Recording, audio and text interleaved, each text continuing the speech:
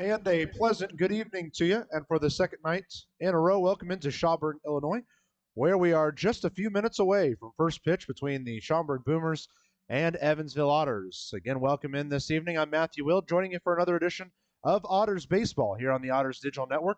Pleased you're joining us on a Wednesday night for baseball here in warm but very, very windy Schaumburg, Illinois.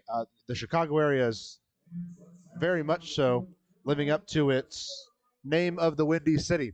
Let's talk about what happened last night. Well, the Otters got things started early and often in this one, scoring 3 in the top half of the first, 2 in the top half of the second. Those 2 innings were all we would see from Yoshikawa. They're the starter for the Schaumburg Boomers, chased after just 2 innings. Schaumburg were able to snag their first run of the contest in that bottom half of the second inning.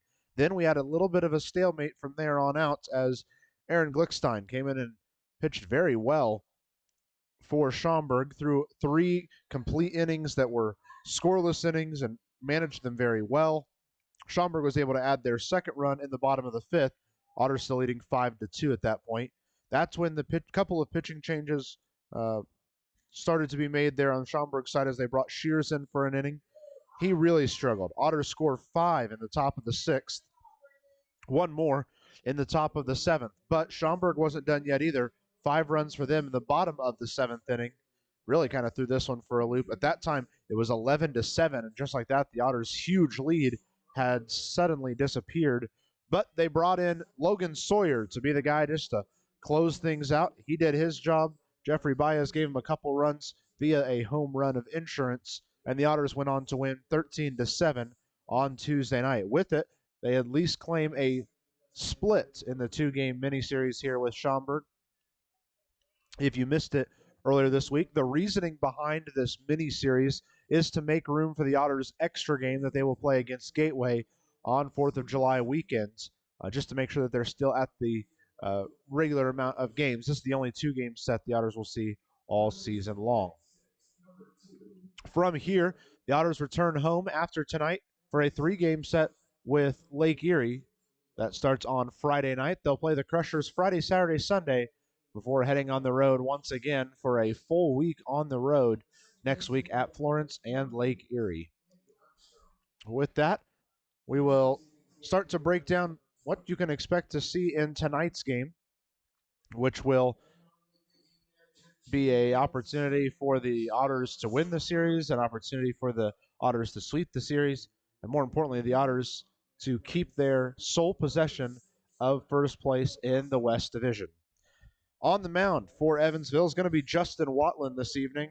He has been a lot of fun to watch throughout this year, really fallen into a strong starter role, was the number 2 starter to start off the year, and now he's kind of transitioned himself into potentially the number 1 guy after the signing of Tim Holdgrafer.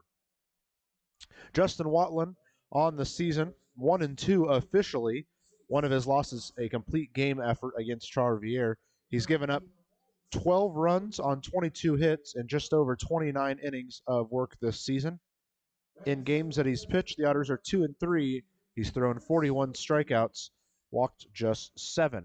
In his last game, which is a loss in the doubleheader against Windy City, he received just 1 run in support. 2 home runs in the 4th inning, a solo and a 2-run home run is what made the difference and gave Windy City the 2 runs they needed to get the win. But on the bright side for Watlin, he did strike out 9 in that effort against Windy City. The 3rd time this year he's had a 3-strikeout game. His best start of the year came 2 starts ago against Gateway, not allowing any runs on just 2 hits and 7 full innings of work in an Otters big win. It kind of helped set the tone for that weekend at Gateway and has continued the success for the Otters here these last couple of weeks from that one. Last year, he started the year in the Pioneer League with the Ogden Raptors, appeared in 15 games, and then finished out 2021 with the Winnipeg Goldeyes of the American Association, playing in just 4 games there. And now he's found his way to Evansville and has become a pretty good starter to have in the rotation, especially with the contract buyout from Tim Holdgrafer, leaving the Otters without him. The Starting nine will look a little bit different once again, as to be expected for the Otters. They'll start off with Miles Gordon, Zack Biermann, and Jeffrey Baez. Same top three. This is where it starts to change, though. Steven Sinsley batting fourth. McNamee and J.R. Davis finish out the middle six. George Khalil moves up to the 7 hole, and then Justin Felix and Andy Armstrong complete the lineup. The way that the defense looks is also just a tad bit different, basically just at first and catch. Baez in left, Gordon in center, McNamee in right, J.R. Davis at third, Khalil at short. Andy Armstrong will remain at second. These are the couple of changes. Steven Sinsley will play at first instead of Biermann, as Biermann is the designated hitter tonight. Justin Felix starts behind the plate instead of Dakota Phillips from last night. And now we'll take a look through what to expect on the Schaumburg side of things, who are entering the game 14-13, trying to avoid that dreaded 500 level, which they have not seen in quite some time. They're going to ask Kyle Arjona on the mound to keep things going. It's his sixth start of the year, but the stats don't really favor him. He has a 1-2 record with a 4.85 ERA. Overall, so far, he's given up 18 runs on 30 hits. 16 of those are earned in just under 30 innings of work. But he is pretty good with the strikeout numbers, especially when you compare him to his walks, as he's only given up 1 walk per contest. So he will be a man that needs to be worried about over there for the Schaumburg Boomers. He's also had quite the career in front of him. He made some AAA appearances in 2019 for Lehigh Valley, and then spent a lot of time in AA and Single A to finish out 2019 before he moved his way to the Frontier League. He did start 3 games against Evansville last year, including opening night here for Schaumburg, but did not beat the Otters in any of his 3 attempts, suffered half of his losses against these Otters. Totaled an 0-3 record with a 9.00 ERA against these Otters last year. He walked 8 and struck out 10 combined. And on that first appearance, he only lasted 2 2/3 innings before having to be pulled because he walked 7 in the contest. He is certainly looking for a solid performance this year. In fact, he doesn't have a win since their game against the Boulders all the way back on May 17th. He pulled up 2 no decisions and 2 losses, and Schaumburg lost all 4 of those games. He's 0-2 in June and hoping to get back on the winning ways of things against these Otters. The men that will bat for him will start off Brett Milazzo, Alec Craig, and William Solis. Excited to see Brett Milazzo there in the leadoff spot. He was really good last night in the 5-hole. Alec Craig takes 1 step back to the 2-hole now, just in turn of it. Then the top 3 is, of course, rounded out by William Solis, this third baseman. Then this is where this lineup gets really dangerous. Matt Botcher, Chase Dawson, Clint Hardy make up the middle 3. Chris Ruiz, Nick Odo, and Thomas DeBonville wrap up the starting lineup. A quick look through the outfield alignment for the Boomers. DeBonville in left, Milazzo in center, Hardy in right field. Across the infield, Solis at third base, Craig at short, Botcher at second, Dawson over there at first. Nick Odie is behind the plate. Looks like they just finished up the last warm-up pitch for the Schaumburg starter. And right after that, they will get the teams out here for the national anthem. While we wait on that, let's go ahead and walk you through what the Frontier League looks like right now. The Evansville Otters currently lead the West Division with an 18-10 record. 1 game back are the Washington Wild Things. Out of nowhere, 2.5 games back is Joliet with a 16-13 record. They've really just, like I said, came out of nowhere. All of a sudden, they're in the talk of things. That has to do a lot with the way that they've played in these recent games. 7-3 in their last 10. They've won 7 of their last 8. That is a really solid team to be worried about. If they can keep that going, they've got to make sure that they keep taking care of the offense when they are given free opportunities. That includes walks, hit by pitches, stuff like that. When they've got those, they've got to carry those out and keep them going if they want to stay on these winning ways. They're there in third in the West Division. Then it's these Schaumburg Boomers at 14 and 13, 3.5 games back. Another game back at 4.5 games is Windy City, who ended up with a tough luck loss to Lake Erie last night. Gateway at 5 games back, who has lost the series against the worst team in the West Division, Florence, and are on a really rough stretch of things. In fact, they've lost their last 5 games. Those Gateway Grizzlies have. Really need to find something in this 9-game homestand they're having in order to get themselves back on the right side of things. Lake Erie is 6 games back. Florence finishes things out 7.5 games back. Now we'll take a look at the East Division, who is still being absolutely controlled by the Quebec Capitales, who are 22 and 5, by far the best team in the league. The next best, the Ottawa Titans, who are 3 games back, suffered a loss to Trois-Rivières at home last night. A bit of a surprise there. Then, each of them at 8 games back are Tri-City and Sussex County. At 9.5 back is New York. At 10 games back, both Trois-Rivières and New Jersey. And rounding out to the East Division is still Empire State, still looking for their first win at 0-26. They're 21.5 games back from first. Hype video being played now, and the players are heading onto the field as we speak. So we will take one last break. On the other side, we have got the first pitch between the Schaumburg Boomers and the Evansville Otters coming at you right here on the Otters Digital Network.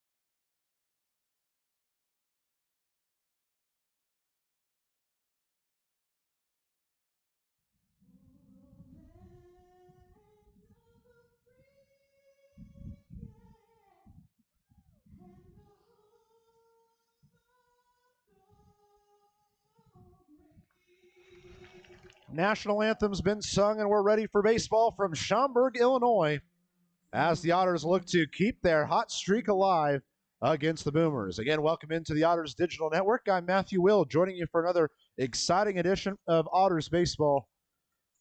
And these are 2 teams that should provide a lot of excitement. Schaumburg came out of nowhere last night to try to make this a game in the late stages of things, though they did end up a little short on that attempt.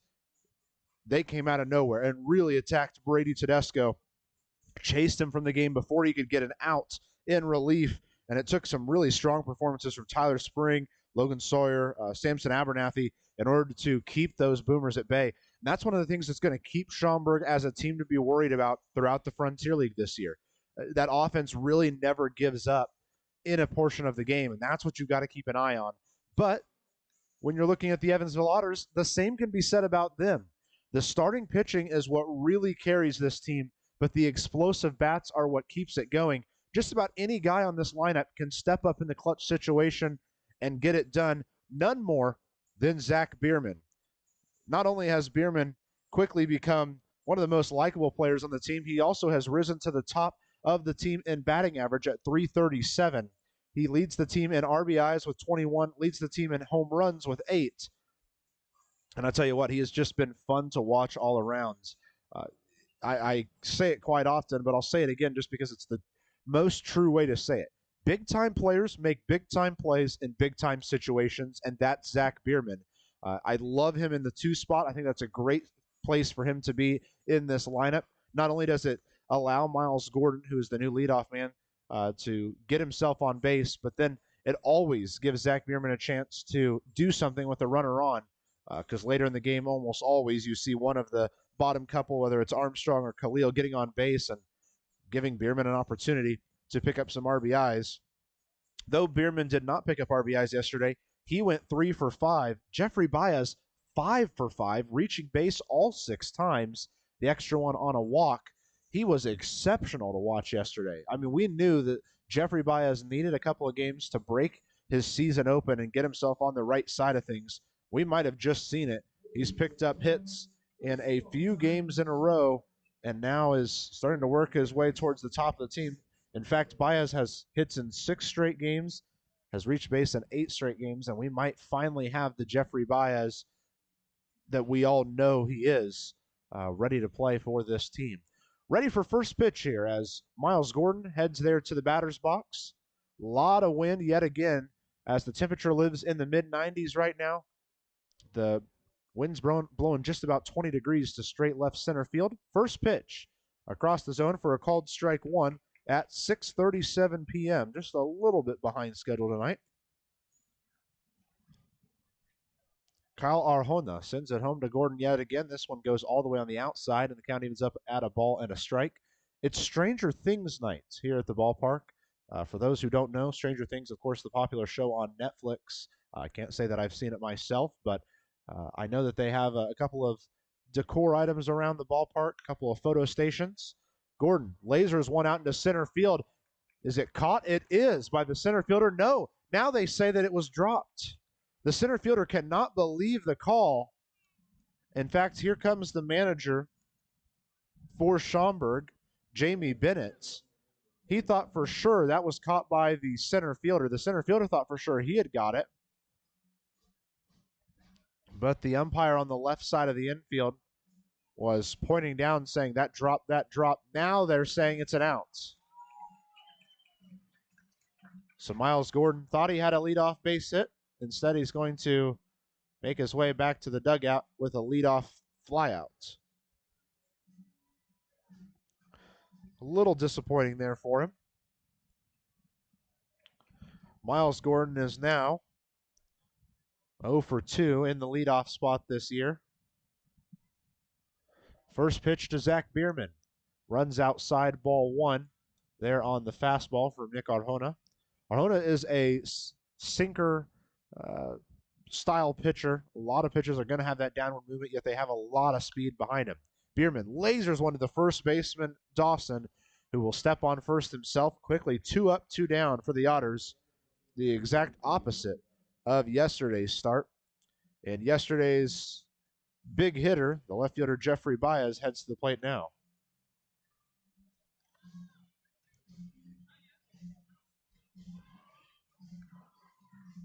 Baez ready to dig in with a 3.01 average. He has absolutely turned it around in these last 4 or 5 games. He was down near the 220s when the series against Gateway started last week, really putting together some good baseball, working himself towards the middle to high part of this organization. A big curveball catches the high outside corner for called strike 1 against him from Nick Arjona. If Baez can reach base safely, Steven Sinsley is the cleanup man tonight. The 0-1 to Baez.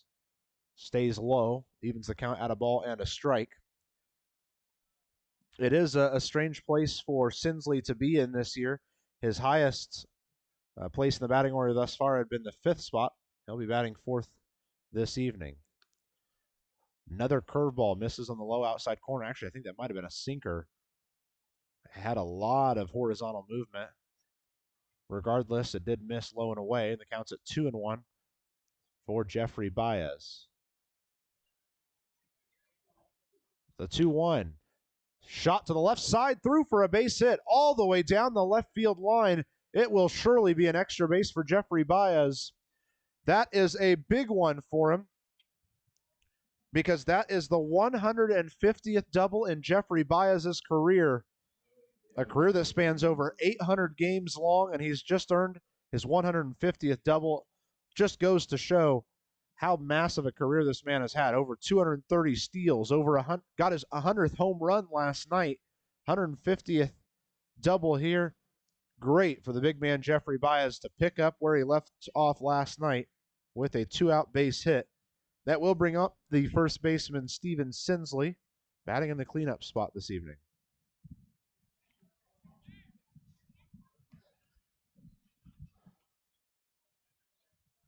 Sinsley waiting on his first pitch. It's a slider outside, ball 1. We had a couple of surprising outcomes in Frontier League games last night. We'll touch a little bit on those throughout the game and let you know what's going on tonight. The 1-0 to Steven Sinsley, fouled back into the netting. Count evens up at a ball and a strike. So one game is already completed this afternoon, or actually it was this morning. Florence defeated Gateway 11-3. That gave Florence the win in the series. They won both of the games to start off this series against Gateway. That is an awful way for the Grizzlies to start off this 9-game homestand. They needed some wins, and Florence did too, to be fair. Hefty swing from Steven Sinsley on the slider low and inside, and the count drops to 1-2. If Sinsley can find a way on, Elijah McNamee due up next. He was the only Otter without a base hit last night of the starting 9. The 1-2 count for the first baseman, Steven Sinsley, with a runner out on second and 2 outs. Right back up the middle. Shortstop's right there for the play. Craig will send it across for out number 3. And a 2-out double from Jeffrey Baez will be left at that. And after 1/2 inning, it's Otters 0. Boomers coming up to bat.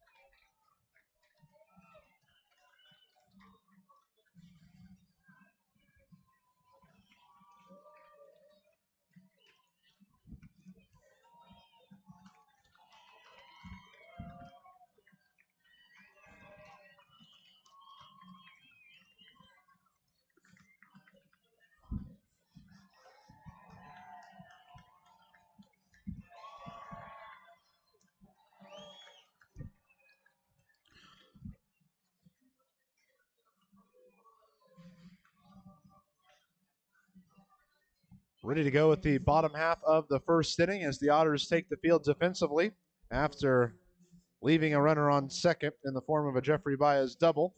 Justin Watlin takes the mound for the Otters. Going to be fun to see him up there again. He has been solid this year. He just hasn't had the help from his offense.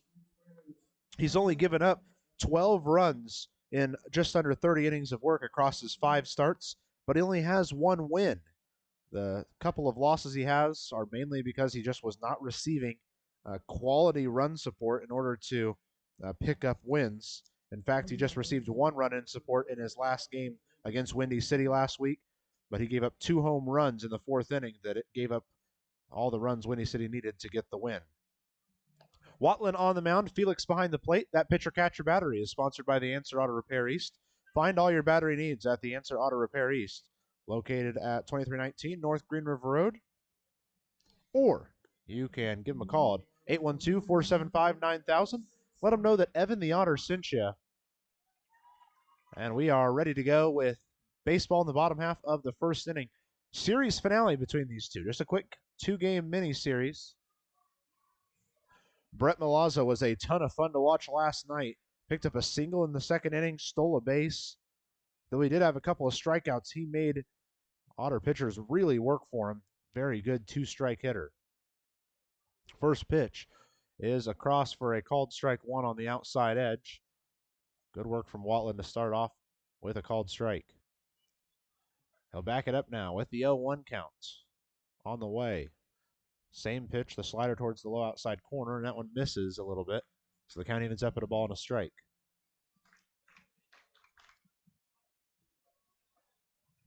1-1 the count towards Milazzo. That one falls right across the heart of the zone. And the count's now at 1-2 to Brett Milazzo. Otters set up defensively pretty much straight up out there. No score in the bottom half of the first inning. The 1-2 to Milazzo. Fires one out towards left field. Baez running a long way towards the left field corner and hauls it in for out number one. One of the things that makes this outfield special for the Otters is all three of them out there. Baez, Gordon, McNamee really read balls well and get there in great timing. Make it fun to watch as a spectator. It'll bring up the leadoff man from yesterday's game, the shortstop Alec Craig. Craig has actually hit 2 home runs in the leadoff spot this year, but he's not the leadoff man tonight. First offering to him. Right across the heart of the plate for a called strike one, maybe on the inside edge a little bit. But the fastball snags strike one. Both batters have seen a first pitch strike from Justin Watlin now. The 0-1 from Justin. Showing bunt is Craig running through and then able to pull the bat back in time for ball one is Craig.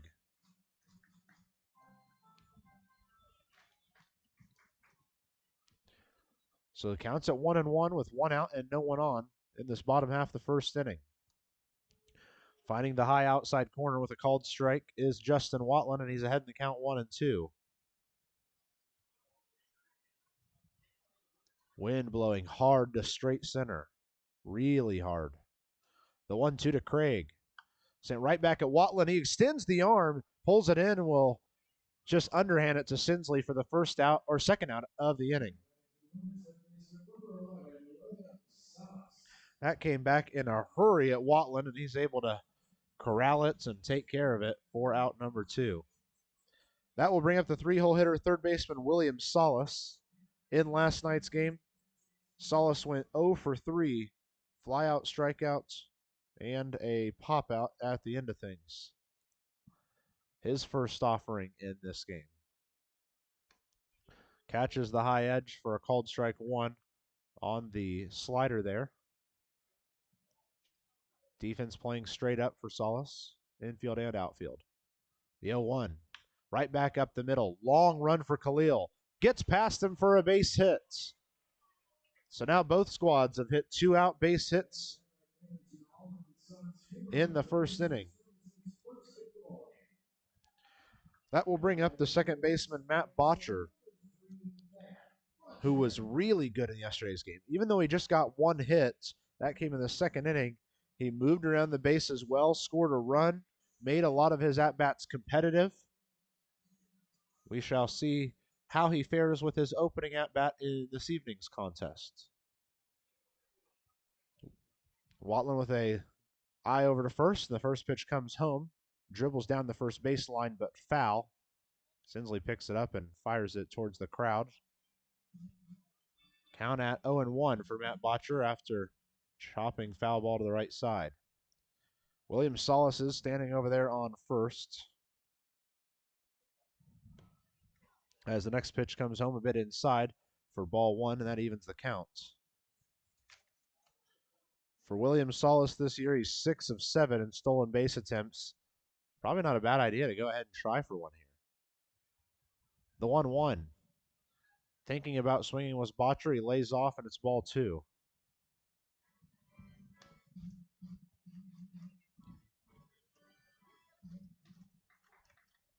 I told you that there was a really good crowd here last night. Seems to be another really solid one here tonight as well for good midweek baseball. Hot midweek baseball. Big swing on strike 2 from Botcher. The runner Solace heads to second, and the pitch actually, after the swinging strike, got away from Felix a little bit, so it will be a pretty easy base for Solace. But the count's at 2-2 for Matt Botcher with 2 outs and 1 on out there at second. They will give a stolen base to Solace. Here comes the 2-2 to Botcher. Swinging, strike 3. That's the way to end it. As a German-American Bank strikeout from Justin Watlin sends us to the second inning. We are still scoreless from Schaumburg.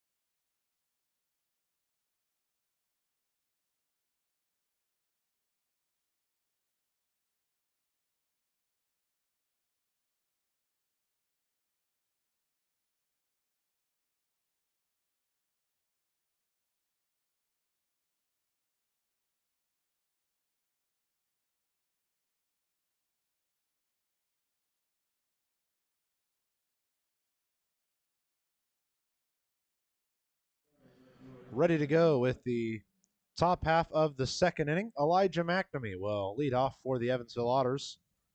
He was the only Otter left without a hit in last night's game, but he did reach on a hit by pitch in the first inning, which extends his on base streak to 21 games, by far the top for the Otters this year. So he digs in there, the right-handed batter, a righty versus righty matchup. First pitch to him, low inside fastball for ball 1. Just missed the zone by a couple inches. 1 ball, no strikes to Elijah McNamee. And now attacking on the outside half was Arjonia. And the slider just kept breaking and breaking and breaking and got out of the zone. So it's a 2-0 count to Elijah McNamee. We're still scoreless here in the top half of the second inning between Schaumburg and Evansville. The 2-0 to Elijah McNamee. Thinks about going, and it sneaks into the inside edge for a called strike 1. Count goes to 2-1 after the fastball there. Tried to raise the shoulders up and the elbows up to get a ball 3 call. Said it was a strike 1. That one works high inside. He just about touches his elbows to the ball, but gets him out of the way, and the count's at 3-1. McNamee, Davis, and Khalil due up in this half inning for the Otters. Here comes the 3-1 to McNamee. Swinging strike 2. That was a big swing. He just came up empty on it.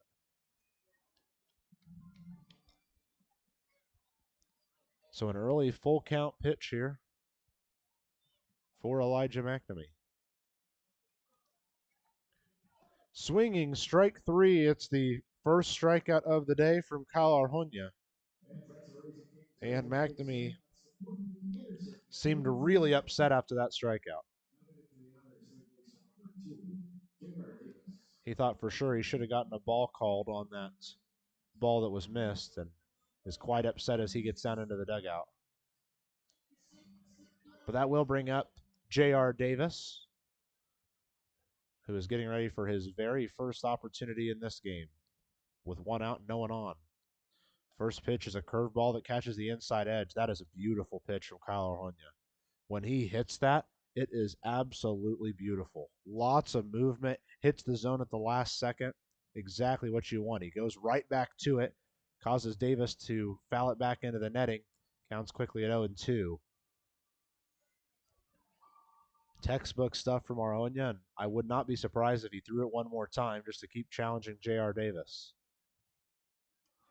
We'll see what is decided upon as the 0-2 to J.R. Davis is on the way.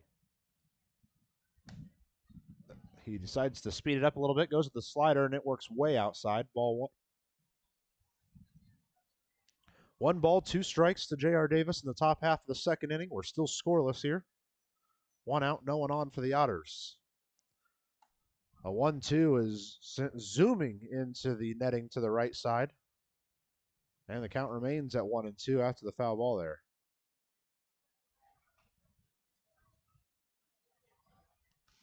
So the foul ball finally recovered. It was just sitting out there for a while. We're ready for the 1-2 to Davis. Extends the hand, pushes it right at the first baseman, Dawson, who catches it on a line for out number 2. And that will bring up the shortstop, George Khalil, who made his return to the lineup last night after spending a week on the COVID IL list. Had a hit by pitch and then a single before closing out the day with a few outs. But it was nice to see him get right back in, and it was a good single at that. Just lifted it up towards left center field and dropped it in there. First pitch he sees in this Wednesday evening contest. We'll have to wait a second as Arhonia calls time there on the mound. First offering from Arhonia. Catches the low outside corner for ball 1.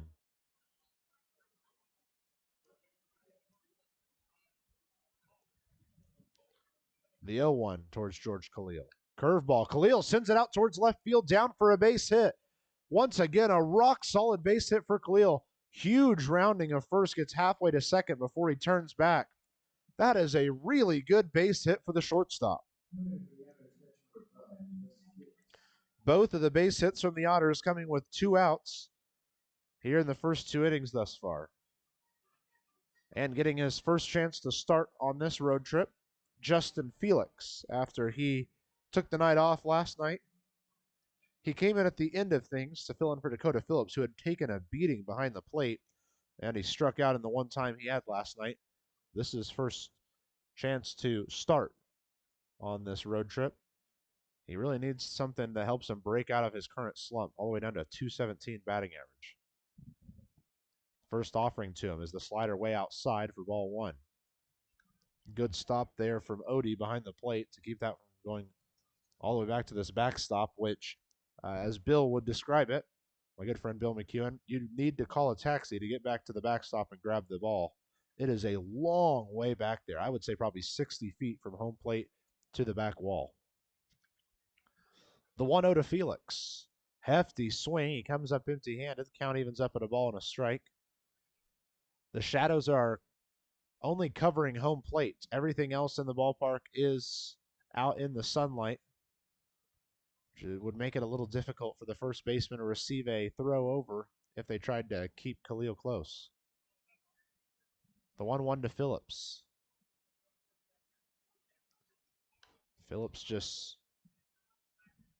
Felix sends it back into the netting, and the count's at 1-2. Sign comes down from Andy McCauley on the 1-2 count with 2 outs. Very highly doubt we see George Khalil in motion here, but you never know. Felix back in the plate, ready to go with the 1-2 count with 2 outs and a runner on first. Khalil stays put, the ball stays low, and the deuces are wild. 2-2 count with 2 outs, 1 on in the top half of the second inning. Still scoreless here from Schaumburg. Justin Felix would love to give the Otters just a little bit of momentum towards grabbing that first run of this game. The 2-2. It is sent deep towards left field, down for a base hit and extra bases. Khalil going towards third there, rounding him towards home. There's going to be a play at the plate. Right there. Ball falls out of the catcher's mitt, and it is an RBI double from Justin Felix, and the Otters have the lead. Good work from Felix to advance to third on the throw. Good heads-up play for him, but officially it'll be an RBI double for him, and the Otters have the lead. What a hit from Justin Felix, laid down into the left field corner. Exactly what the Otters needed to start off this game in the same way they started last night's game, getting ahead, giving their pitchers some relief.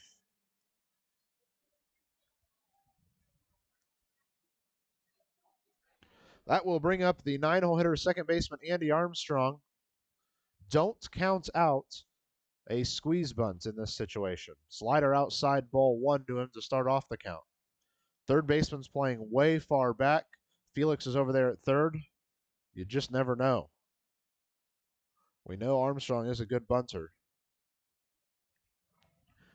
The 1-0 headed his way. That one falls a bit out of the zone. Looked like the cutter there. He is a very good slider pitcher up there on the mound, Arjona. Sometimes he can get a fastball to sink a little bit. He did right there and got Armstrong to swing hard through it. The count at 2-1 now with 2 outs. Runner on third is Justin Felix, who's driven in the first run of the game as the Otters lead 1-0. Here comes the 2-1 to Armstrong. Broken bat as it goes right back up the middle towards Craig. He'll pick it up, fire to first in time for out number 3, but the Otters get the lead on an RBI double from Justin Felix. After the top half of the second, it's Otters 1. Boomers coming up to bat.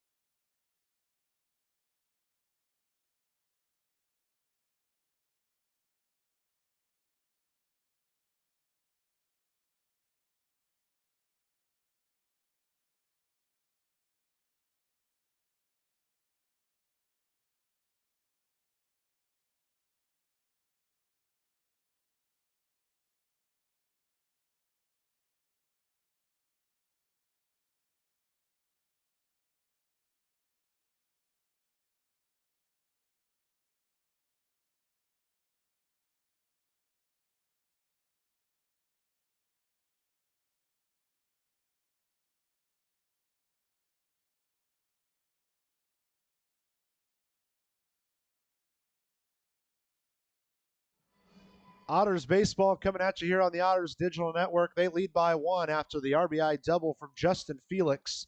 Picking up where they left off last night, grabbing runs early, giving the pitcher a little bit of room to work with.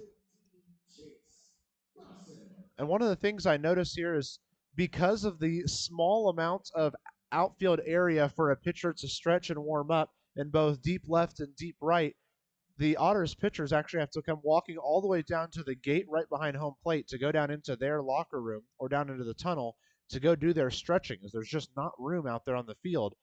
So we just saw Samson Abernathy, Jake Polancic, Tyler Spring, and I believe Logan Sawyer as well, all go down there to start doing some of their warm-ups. As we know, all of them have a little bit different routine as they go through games. Watlin starts off with a ball 1 to Chase Dawson to start off this half inning. Attacks the outside of the zone now and gets a called strike with the fastball. Count evens up at a ball and a strike.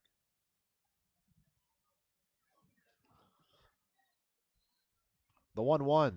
Dawson shows bunt. Not sure if he made contact or not because it did get away from Felix. They're saying no, he did not. So the count is at 2-1 towards Chase Dawson. Watlin already ready on the mounds. 2-1 the count with no one out, no one on to start off the bottom half of the second.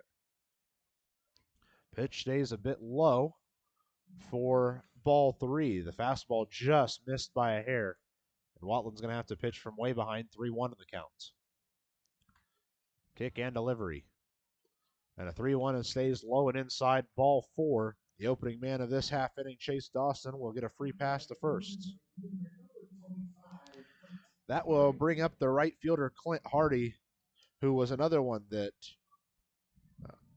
played well last night, but didn't have the stats that showed for it.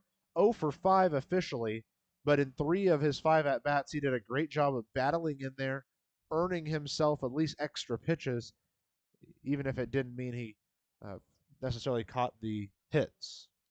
His first chance in this game gets through the legs of Felix. He's able to pick it up, though, and keep the runner close at first, but regardless, it is ball 1.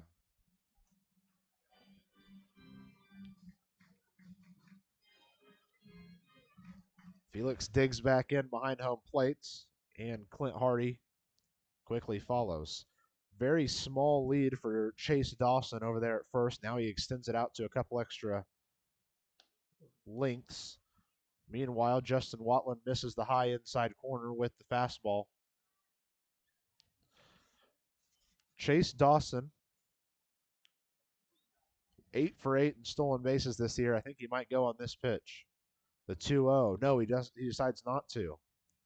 He kind of jerked that way, but then quickly got back as Watlin missed again, this one high and inside, setting up a 3-0 count to Clint Hardy.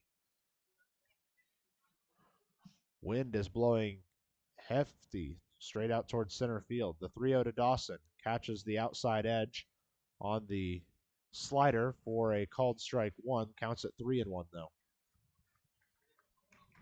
Watlin with a long look over towards first. That's where Dawson has a good lead. The 3-1 to Hardy. Hardy sends it to the left side, through for a base hit. Back-to-back men get on to lead off the second for Schaumburg.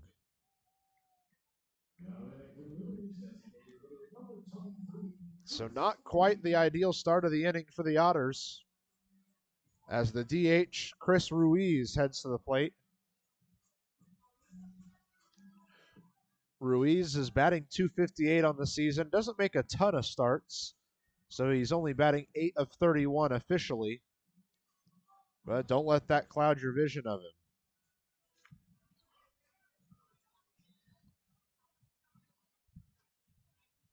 Long wait before the first pitch to him. Justin Watlin with a long look out towards second. And here comes the first pitch to Chris Ruiz. He sends it out towards left field. Baez walks in towards it, picks it up, and zooms it home. Probably would have beat any runner home, but it doesn't matter. A base hit has loaded the bases in the bottom half of the second inning. We'll see if Max Peterson decides to go have a talk with his pitcher or not. So the 8-hole hitter, Nick Odo, heads to the plate. As far as RBI numbers are concerned, he's got 8 this year. Odo is probably the most friendly batter the Otters could see at the plate right now, as he's batting .183 on the season, worst on the Boomers. Bases loaded, no outs, bottom of the second inning here. Watlin sends it home, and it misses to the low inside corner. It actually bounces in for ball 1. Watlin has got to pick up an out here. Would be even more ideal if he could pick up the out and not allow a run.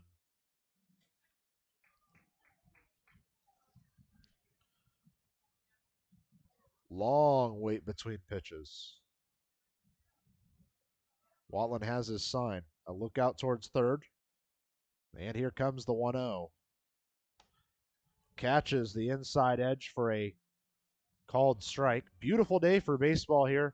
Though it is really warm, the wind is helping, despite the wind blowing at about 20, 25 mile an hour straight out towards left and center fields. Still a nice evening here at the Wintrust Field in Schaumburg, Illinois. 1-1 count for Nick Odo. Swinging strike two, the off-speed pitch absolutely nailed him. He was way out in front of that.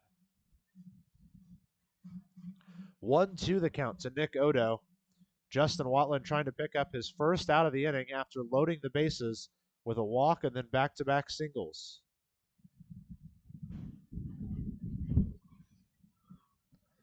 Watlin with a glance out towards second, now a glance towards third. And now the 1-2 pitch home towards Odo. Swinging strike three, a huge strikeout for Justin Watlin to pick up. That's his second German-American bank strikeout of the game.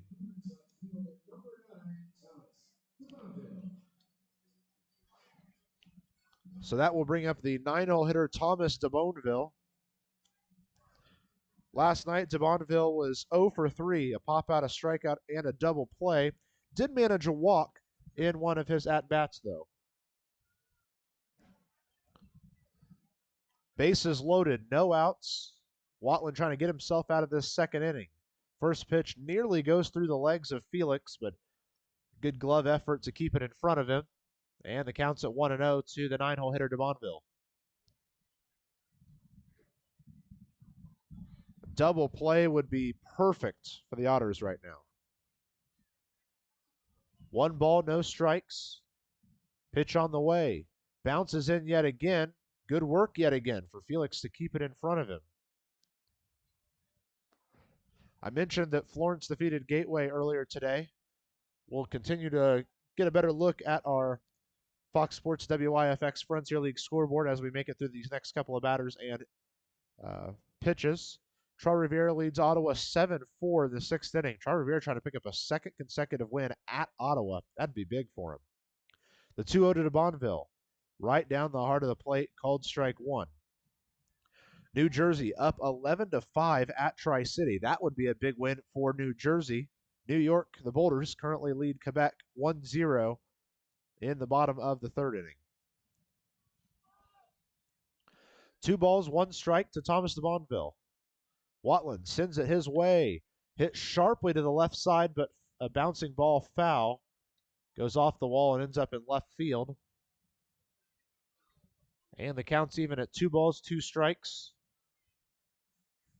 Watlin 1 pitch away potentially from grabbing a second strikeout in this half inning. Bases are loaded for the Boomers with 1 out in the bottom half of the second inning. The 2-2 to DeBonneville. Put on the ground to the left side. Picked up and zoomed towards first. Not in time. Davis charged in there. Zoomed a throw to first, but it was not quite in time. An infield base hit has scored the first run of the game for the Boomers. They tie this at 1 apiece. The bases remain loaded. Well, it's not the worst case scenario for the Otters in that situation, but they certainly wanted to end up with at least 1 out to DeBonneville. We head back to the top of the order where Brett Milazzo steps in. He flew out to left his first time up. First pitch he sees here, and it's fouled into the glove of Felix. Dribbles out eventually, but regardless, it's strike 1.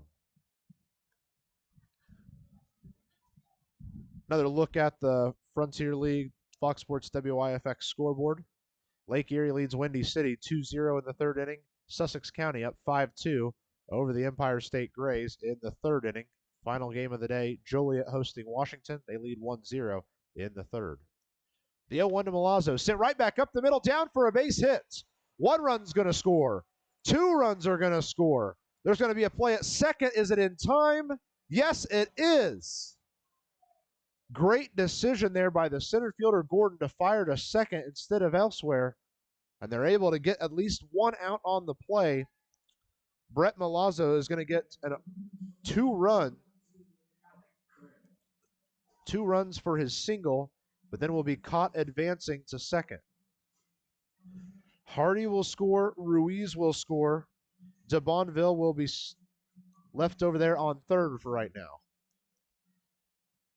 2 outs, runner on third, and Schaumburg has taken their first lead of the series.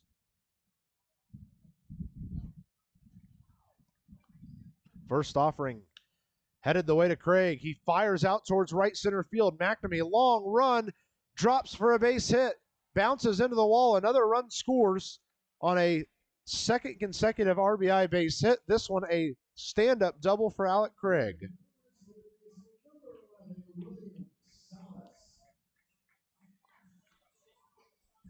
Well, the Otters felt good after picking up at least 1 run in the top half of the second inning, but now they've given up 4 in the bottom half and are kind of searching for answers.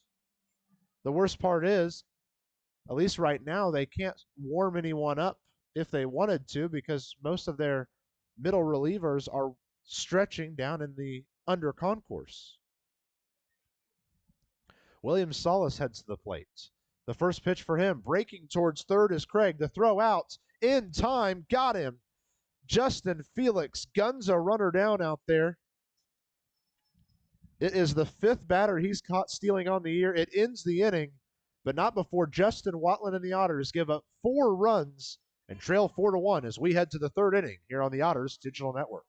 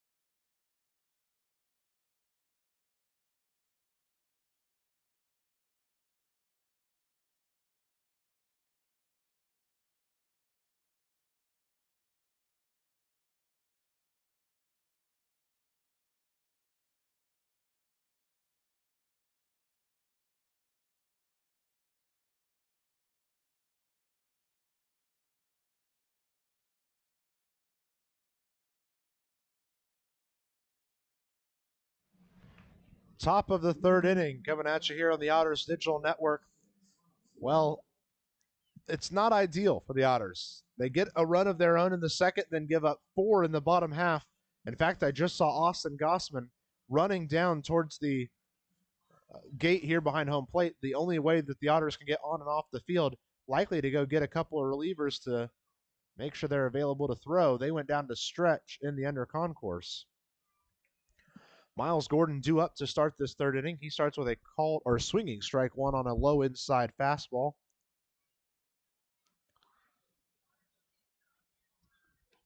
The 0-1 works inside again. Felix lays off, and the count evens up at a ball and a strike.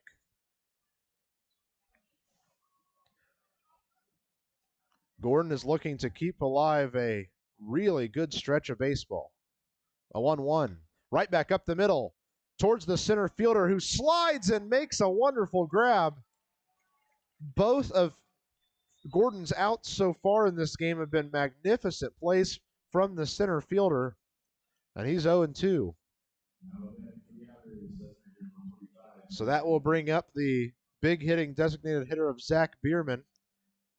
As of this morning, the new leader of batting average on this team, worked up to a .337 average now. Biermann's first opportunity. Curveball, strike 1, right down the middle. It just fell in there at the last second. The Otters have had no business with that curveball so far today. The 0-1 works low inside. Biermann checks his swing, and it bounces in the dirt for ball 1. Count evens up at a ball and a strike. Jeffrey Baez on deck. Biermann Hustles one to the right side, through for a base hit on the ground all the way out to the right fielder. And it's the first base hit for Biermann of the day. An important base hit for Zack Biermann. That extends his on-base streak to 11 games, a new season high for him. Now the man that's already 1 for 1 on the day, Jeffrey Baez, heads to the plate. He had a double in the first inning, good for his 150th career double in almost 900 professional games played. They're going to go check over on Biermann, who's back in time, but just barely. In fact, Baez is playing in game 886 of his career. He's doing it right here for this Evansville team. Hit his 100th career home run last night. First offering for him. Chips one to the left side, and it gets past the shortstop, Craig, who dove after it, and it just fell out of the end of his glove. Schaumburg was that close to potentially grabbing a double play, as they might have been able to get Biermann back at first. But instead, there's now runners on first and second for the Otters after a second base hit from Baez in the game, his 7th of the 2-game series. We're only in the 3rd inning, and he's got 7 base hits in 2 games. Great to see Baez back on the right side of things. It will bring up the first baseman, Steven Sinsley, who grounded out weakly to the shortstop his first time up. Had a 2-run bomb in yesterday's game that helped go on to decide the game. In fact, it was the game-winning RBI, his first such of the season. Starts off with a curveball. And what do you know? It's a called strike 1. Otters have had nothing with that curveball thus far. They haven't even wanted to look towards swinging at it. Runners on first and second as the 0-1 comes home to Sinsley. Fastball is sent high and deep towards left field. At the wall is DeBonville. Gone! 3 runs for the Otters, and the game is tied. Steven Sinsley hits his home run in the 3rd straight game for him, and this one ties the game at 4. Tell you what, not the last time we're going to see that today with the heavy winds out towards center and left. Big smile from Steven as he touches home plate. Just like that, this game is totally changed. They've bailed out Justin Watlin for sure. Biermann scores, Baez scores, and it all brings up Elijah McNamee with 1 out, bases empty, and the game tied at 4. First offering to McNamee. He lifts one high, foul to the right side, long run for Dawson, and he brings it in for out number 2. He probably ran 100 feet in just a circle over there to get to that ball as it kept moving and moving up there in the air. McNamee falls to 0-2 on the day. And now with 2 outs and nobody on, the third baseman, J.R. Davis, heads to the plate.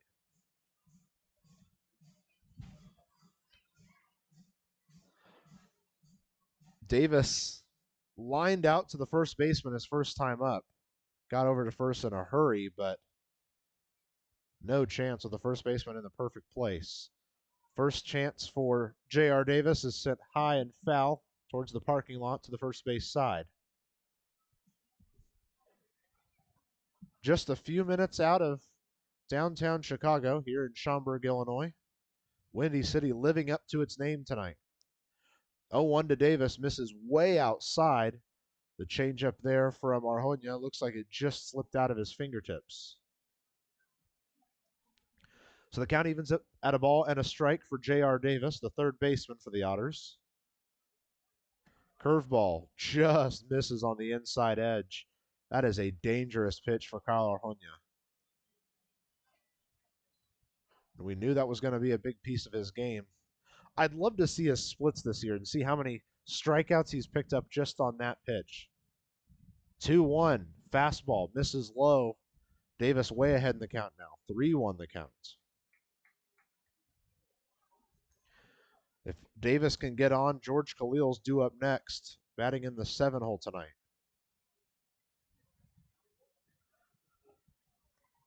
The 3-1 to J.R. Davis. Curveball, and it's smacked into left field. A back-to-back to back-to-back base hit for the Otter now.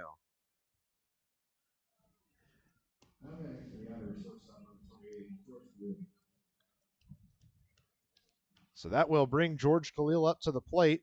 Already has a single in this game. Came around to score the Otters' only run in the second inning. He probably had no idea he was going to get a chance in this inning. But the Otters have put up 3 runs and have given him a chance. And I've been impressed with what we've seen from George Khalil both last night and tonight, fresh off the COVID IL list. His first chance on the 0-0. Accidentally smacks it to the left side. Long run for Salas. A throw over to first is in time for out number 3. But Steven Sinsley hits a home run in his 3rd straight game to give the Otters a big lead, or a big inning that ties the game at 4 runs apiece. We head to the bottom half of the 3rd, tied at 4-4.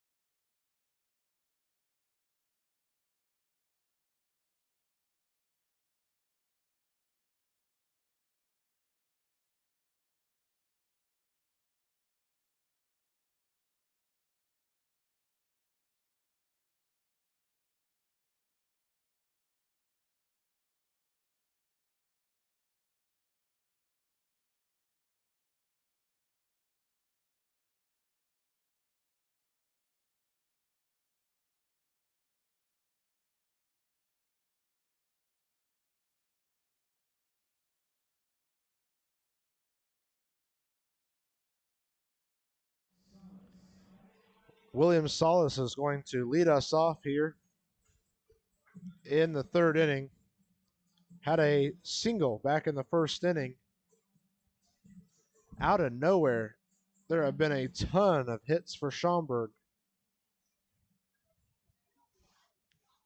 In fact, there are now just 2 individuals on the Schaumburg team who have not reached base. Only 3 of them without base hits. First pitch from Watlin. Stays outside. The next one catches the outside edge of the zone. Oh, they ended up calling that first pitch a strike anyway. I thought for sure it was outside. So the count's at 0-2. The 0-2 to Salas. Watlin just misses on the high outside corner. This is another night where we have an umpire who has taken a couple of different approaches to calling strikes, whether he's pointing a certain way or yelling. It's just been different every at bat, it seems. The 1-2 for Salas, dribbles fouled just barely. So Salas trying to keep himself alive in a count here. Justin Watlin trying to keep the game where it's at after a very tough second inning for him. The 1-2 to Salas. He fires one towards the right side, and the extended foul net will likely keep someone safe over there. And the count stays at 1-2 to William Salas.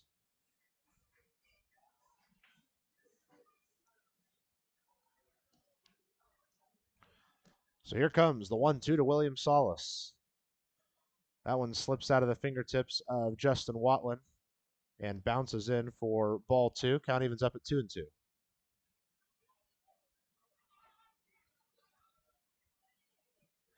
Defense playing straight up, maybe a tiny bit shifted to the left side. Here comes the 2-2 to Salas. Bounces in yet again, and the count's full for the second baseman, William Salas.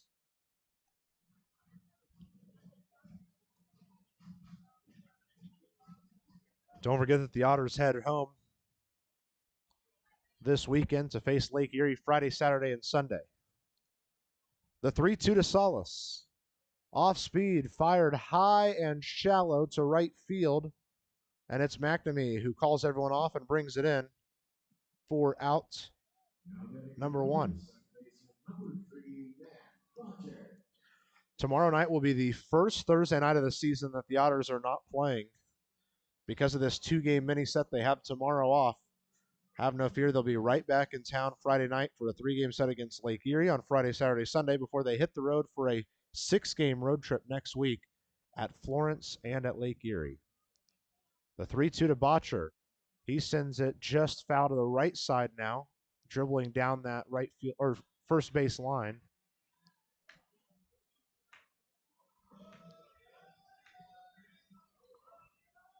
So the count at 0-1 to Matt Botcher, who struck out his first time up.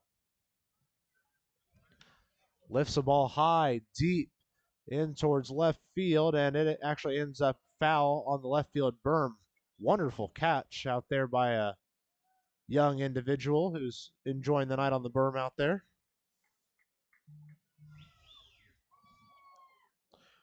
Counts at 0-2 for Matt Botcher. Justin Watlin fires at home, just misses on the high inside corner. Did get close to letter high on the fastball. So now he'll send home the 1-2. Got him looking. A strikeout on the outside edge of the plate with the changeup there. Sits down Butcher on strikes for the second time in the game. That will bring up the first baseman, Chase Dawson. He's the one that got that really big second inning started with a walk. 2 outs and nobody on for the Boomers here in the bottom half of the third inning. Game tied at 4. Zooms one towards right field. McNamee chasing back. It's off the wall. McNamee picks it up and fires it in towards second base. But in with a 2-out stand-up double is Chase Dawson. Ah, man. 2 or 3 more reps in the weight room might have been enough to put that one over the wall. Instead, it's a stand-up double that brings up Clint Hardy, the right fielder.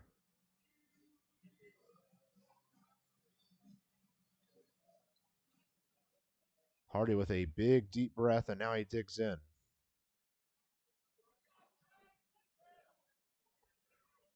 Defense is playing a little bit towards the left as George Khalil's probably halfway between second and third on the back of the infield dirt. Andy Armstrong playing very close to second base over there on the right side. The first pitch to Hardy, a half-hearted swing on the off-speed pitch, and he's down 0-1 in the count.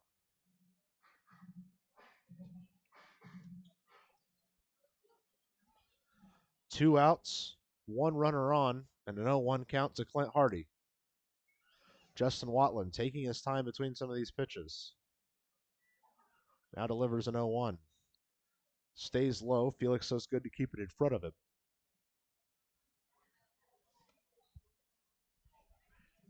But with it, the count evens up at 1 ball, 1 strike with 2 outs in this bottom half of the third inning. Justin Watlin just trying to close out this half inning. Keep the game where it's at. Here comes the 1-1.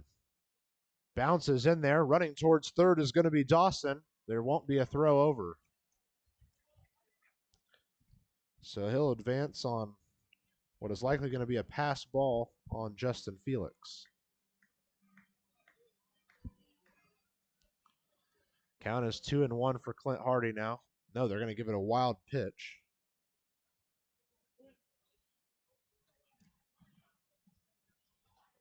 Watlin really taking his time now before this next pitch. This could be a big one. The 2-1 stays high. So the count's at 3-1 now. Runner on third for the Boomers with 2 outs here. They're trying to retake their lead.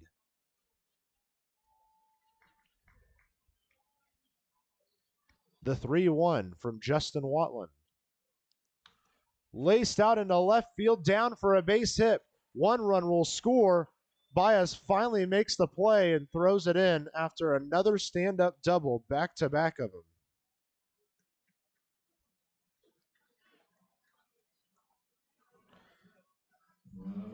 Not at all what the Otters wanted there, as the Boomers have retaken their lead in the bottom half of the 3rd inning.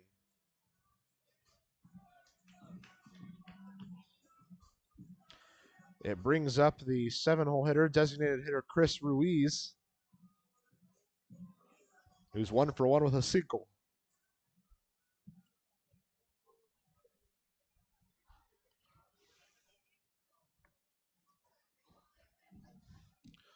Justin Watlin taking his time up there. A long look out towards second. And here comes the first pitch. Falls into the zone for a called strike 1. On the changeup there. Really slow changeup.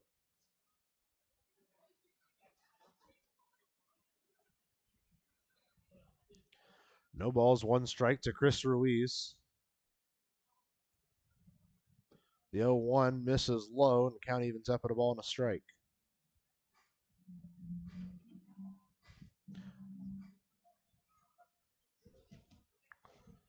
It's the second time the Boomers have led by 1 run in this game.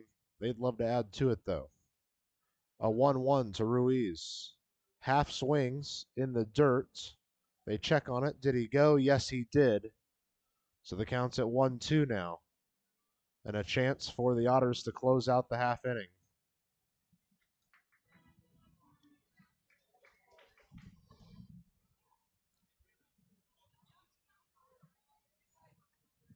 Watlin, you can kind of see from here, a couple big, deep breaths. Big pitch to get himself out of the 3rd. The 1-2. Out, way outside, and it kicks off the leg of Felix, goes all the way back to the backstop. It actually got stuck underneath the door over there. Felix has to dig it out. And getting the free base will be Clint Hardy on what is likely going to be a wild pitch.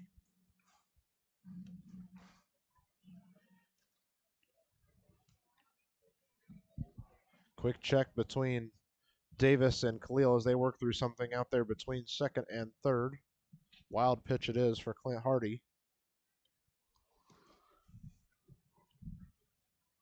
And here comes the 2-2 to Ruiz. Swinging strike 3. Watlin gets himself out of the inning, but not before a run scores and re-gives Schaumburg a 1-run lead. After 3 full, it's Schaumburg 5, Evansville 4 here on the Otters Digital Network.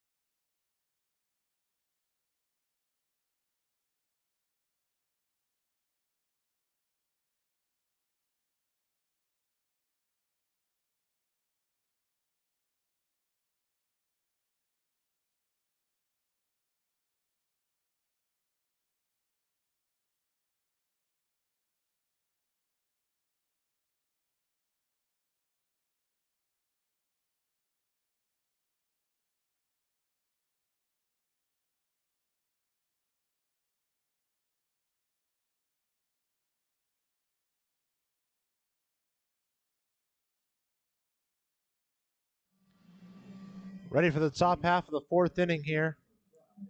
Otters have lost the lead yet again. Now a 5-4 advantage for the Schaumburg Boomers. But due up for the Otters in the inning, Justin Felix, Andy Armstrong, and Miles Gordon.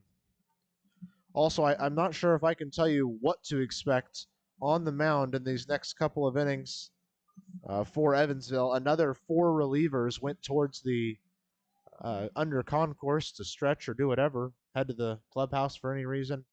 There's now only 3 of them sitting out there in the bullpen in left field. First pitch for Felix, and he drops one over towards the second baseman, but it's actually the first baseman, Dawson, who runs over and makes the catch. He moved a long way to get it done, but it'll be a small pop-up in the infield. And that will bring up the second baseman, Andy Armstrong, who's 0 for 1 with a ground out so far in this game.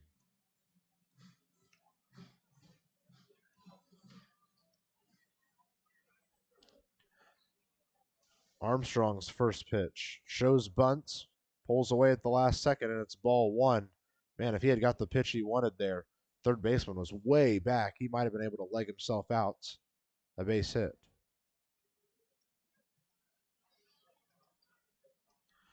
The 1-0, he shows bunt yet again. That one's called strike 1 and evens the count. Again, the third baseman was playing way back.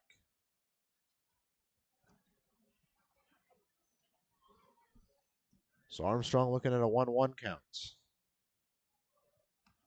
Decides to swing the bat, and the curveball had him way out in front of it. And he's down in the count 1-2.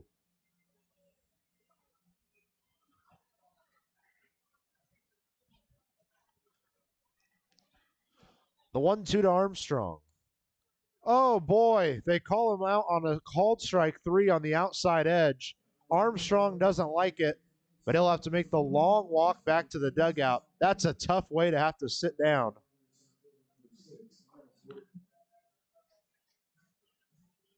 We are a little off-centered here, so it's hard to tell exactly where that one crossed, but that one looked like it was a bit to the outside.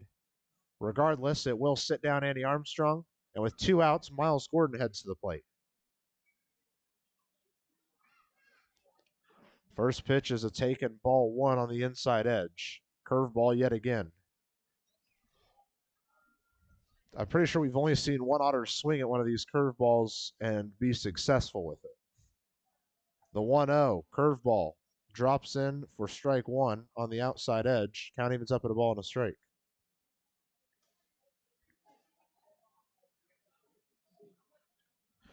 The 1-1 to Gordon. And he clips one foul into the throwing hand of catcher Odie, who will take a second to walk around a little bit and stretch his hand out. That one can't feel good.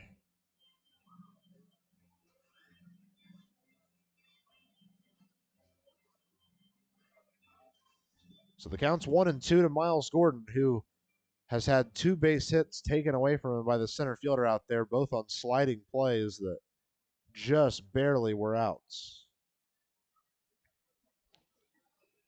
Here comes the 1-2 to Gordon. Pushes it towards the right side, played by the first baseman, a toss to the pitcher. Did he win the race? Yes, he did. It's a 1-2-3 inning for the Otters. And we head to the bottom half of the 4th inning. Otters trail 5-4 here on the Otters Digital Network.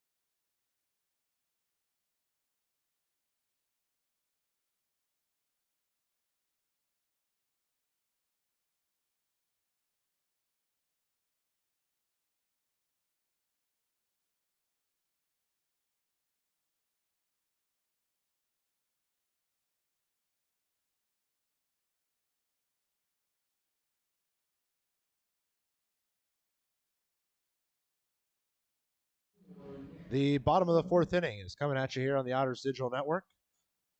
And leading off for Schaumburg will be the catcher, Nick Odo, as Chris Ruiz was the one who finished things off in that last half inning with the strikeout, the third of the game for Justin Watlin. There is some movement out there in the Otters bullpen, but nothing officially yet. First pitch to Otto. He takes it for ball one. I did see Brody Tanksley, the Otters bullpen catcher and backup catcher, make the run down there, so it's possible that they're ready to go at any moment now as he had full gear on.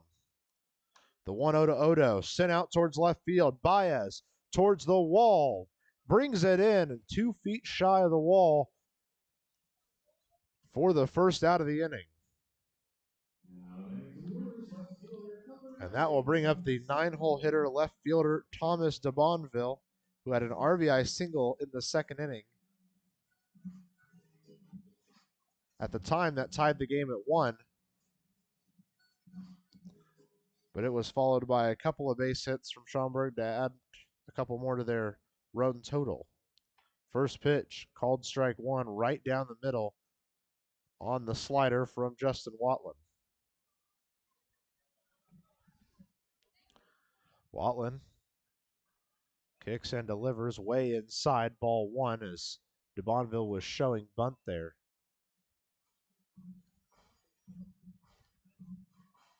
But the count does even up at 1-1.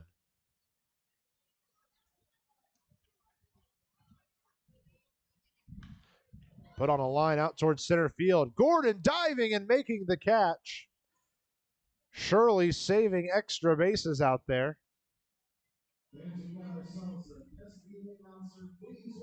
And it's 2 up, 2 down to start the fourth.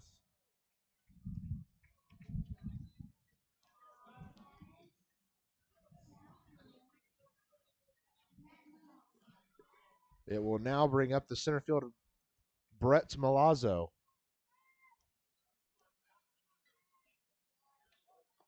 It's bunted towards the left side, but it does bounce foul. He kind of had J.R. Davis behind the play, but Davis is such a quick step out there at third base that he made a good run in, and had it been fair, he would have been able to probably make the play. Regardless, though, counts at 0-1. On the way, pushing it towards right field and through for a base hit is Brett Milazzo. Second base hit of the game for him.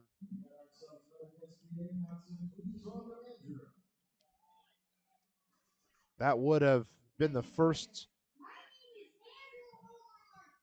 3 up, 3 down inning for the Otters had they been able to get it done.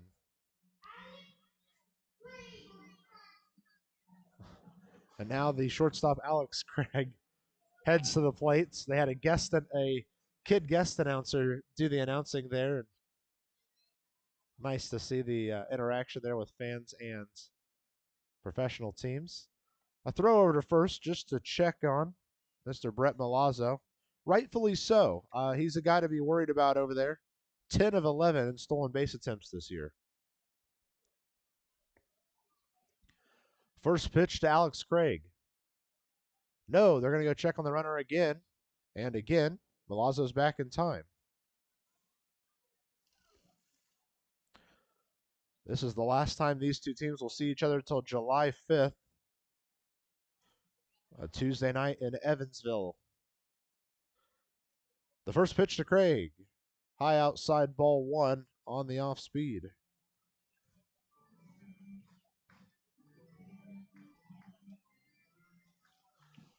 Milazzo over there at first. He's got a really good size lead now. See if Watlin's worried about him. He throws home, misses just a tad bit low, and he falls behind in the count. 2-0 to Alex Craig. There was a big lead for Milazzo. He took 2 extra steps towards second, but he did stay put. The 2-0 to Craig. They throw over to first, and Milazzo doesn't even have to slide that time. Good game brewing here in Schaumburg. Boomers lead 5-4 in the bottom half of the fourth inning. The 2-0 to Craig. Right down Main Street. Ball or strike one. Ball. The count's at 2-1.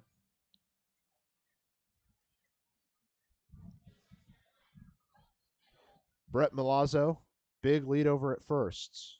The 2-1 towards Craig. Milazzo breaks towards second. And Felix tried to throw before he had made the exchange to his throwing hand and lost it in the exchange. So it's a free stolen base for Brett Milazzo.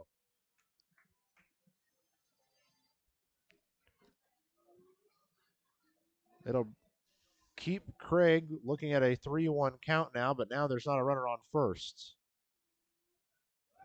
2 outs, solo runner on second, infield playing straight up, outfield playing a bit to the right side. It's a called strike 2 on the high outside edge. The off speed just snuck in there for Justin Watlin.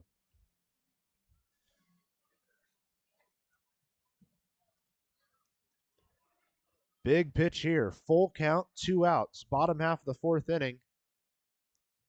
Watlin trying to keep the game where it's at.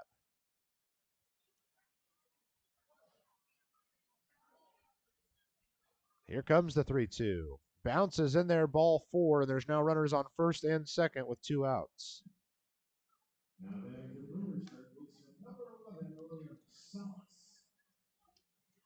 Watlin needs this third out.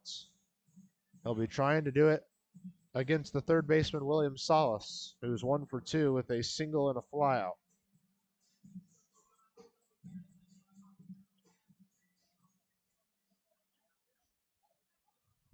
Salas is dug in.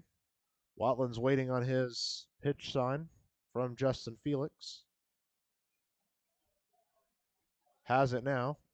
Long look out towards second. The first pitch to Salas. Sent on the left side of the infield. Davis, a hard grab. Long throw to first is in time for out number 3. Couple of runners with 2 outs will not come back to hurt the Otters. And after 4 complete innings, it's Schaumburg 5, Evansville 4 on the Otters Digital Network.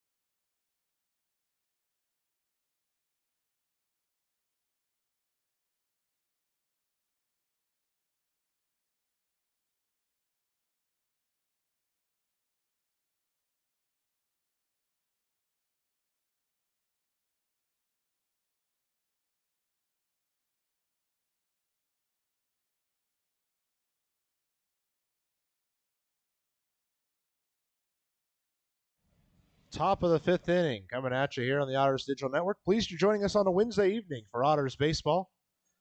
Otters currently trail 5-4. We've just had our second completed scoreless inning after an exciting second and third that has seen all the scoring thus far. Now the Otters will hope to re-kick it back off with Zack Biermann.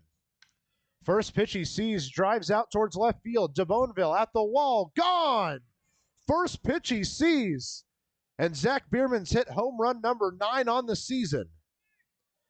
Just like that, this game is tied. Big-time players making big-time plays, and that's Zack Biermann for you. His second base hit of the day has tied the game. The man who tied the game the first time was Jeffrey Baez, and he's headed to the plate now. Baez had a 3-run. Sorry, we've got two sheets sitting here next to each other.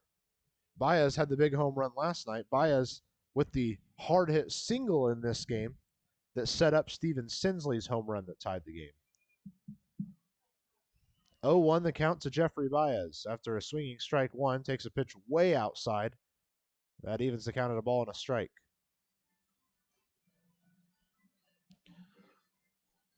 Baez due up before Sinsley and McNamee here in this half inning. The 1-1 to Baez. Thinks about going, but did not. Able to check his swing in time as the count goes to 2-1.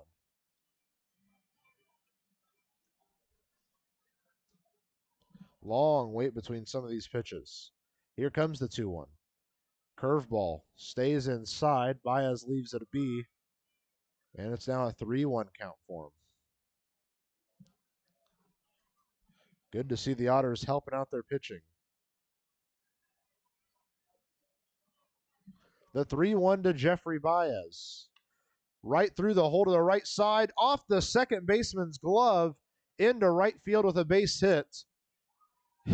Jeffrey Baez is 3 for 3 in this game and is now 8 of 8 in the series. He has gotten on in every at-bat he's had in this entire series, all 9 at-bats. That will bring up the cleanup hitter of this game, first baseman Steven Sinsley. He's the one who hit that 3-run home run to tie it up that last time. And Sinsley's hit home runs in 3 straight games. Half swings at a pitch, and it's a called strike one anyway. Sinsley becomes the first Otter this season to hit home runs in 3 consecutive games. Sun is down far enough that there is no bad sun spots on the field. It is currently all stadium lights. The 0-1 to Steven Sinsley. Stays just a touch outside. Could not have missed by much more on the off speed. Count evens up at a ball and a strike.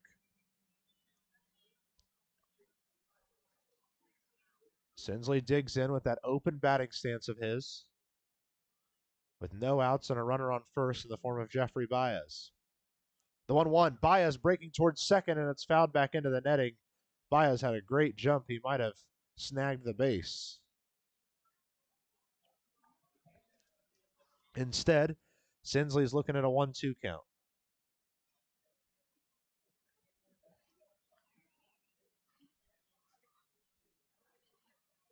Baez does have quick legs over there. You got to be careful about him if you forget that he's on base. He could easily steal a bag from you.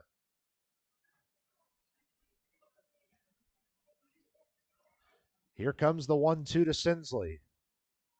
Stays way high, and the count evens up at 2-2. This would be a very good at-bat for Sinsley to win. Keep the inning going for the Otters to try to help Justin Watlin out further. Despite a 5-5 score in the 5th inning, no bullpens have been involved yet. The 2-2 to Sinsley. Push to the left side and foul. Count remains at 2-2. Otters are off tomorrow night because this is just a 2-game mini-series to make room for the series against Gateway on July 4th weekend. So the team is off tomorrow night, back in town for a Friday, Saturday, Sunday series against Lake Erie this weekend. Love to see you out at the ballpark all weekend long. You can buy your tickets now at EvansvilleOtters.com. The 2-2 to Steven Sinsley, and time is called by Sinsley right before the pitch happens. But after this weekend, the Otters are gone for 6 games all week next week. So if you want to see the Otters, you got to do it this weekend. Otherwise, you'll have to wait a little while. The 2-2 to Sinsley. Lets it go low, and he's got a full count in front of him. McNamee, Davis, Khalil due up after Steven Sinsley. Still no outs in the top of the fifth inning. Otters have already scored one to tie the game at 5 runs apiece. Here comes the 3-2. Stays low for ball 4. Baez was in motion. It didn't end up mattering. Both runners are going to head to their new respective bases. Runners on first and second. Still no outs. Otters tied the game to start off the fifth inning with a solo home run from Zack Biermann. Now, the only Otter in the starting 9 yesterday who couldn't get a hit is Elijah McNamee, and he's headed to the plate now.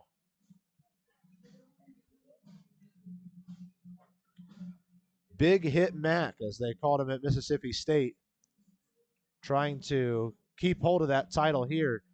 Out of nowhere here in the last 2 weeks, he's worked himself up the batting average line, and prior to yesterday's game was still the top batting average on the team, but did fall to .333 after last night's game, so he's in second on the team. First pitch to Elijah McNamee. The slider works outside for ball 1. Might have been the curveball, but it didn't have as much movement as his curveball usually does. 1-0 the count. Wind is blowing ferociously out towards center field. That flag is just whipping back and forth out there. The 1-0. McNamee chops it foul back towards the catcher, Odie. And the count evens up at a ball and a strike.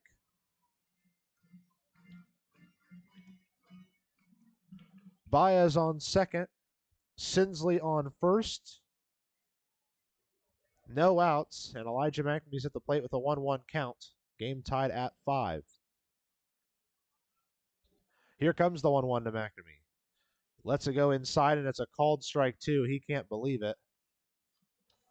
Steps back and gets it out of his head. Has to be defensive now. 1-2 the count. Just need him to drop something out there in the outfield. Outfield's playing rather deep, to be fair. And Arjona is ready for the 1-2. Here it comes.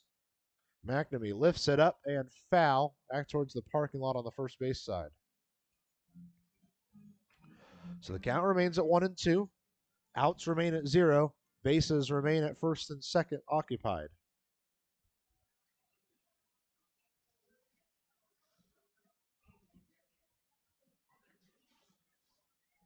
McNamee ready at the plate. And we'll try again on the 1-2. Way outside. Counting is up at 2 balls, 2 strikes. There is a man starting to warm up for the Boomers out there in the right field bullpen. As soon as I get a number for you, I'll let you know.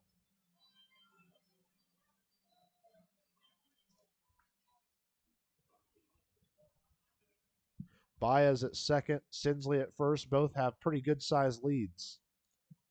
Here comes the 2-2 to McNamee. Again, high and foul towards the first base side.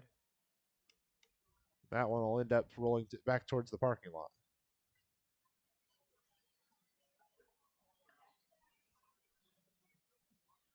Count remains at 2-2 for Elijah McNamee, who's trying to make the most of this at-bat with no outs and runners on first and second. Back and forth game so far. The 2-2. McNamee lifts it up towards right center field. Chasing back is Milazzo. Brings it in. Baez is going to tag and run towards third. There will be no play there, however, and it's a successful out for McNamee to at least move a runner. Doesn't count as a sacrifice if you don't score the man. But McNamee at least has a successful at-bat.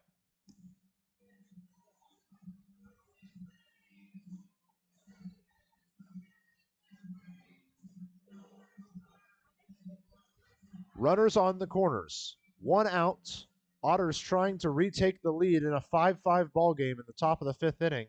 J.R. Davis is at the plate. Again, runners on the corners for him.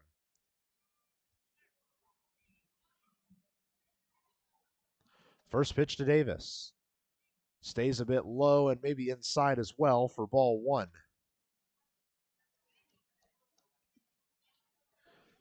Don't forget, there's no Otters baseball tomorrow night. Since this is just a 2-game set, they're back in action Friday night against Lake Erie.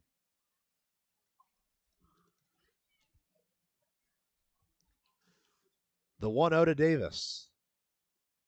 Again, takes the ball low. And the count's at 2-0 now.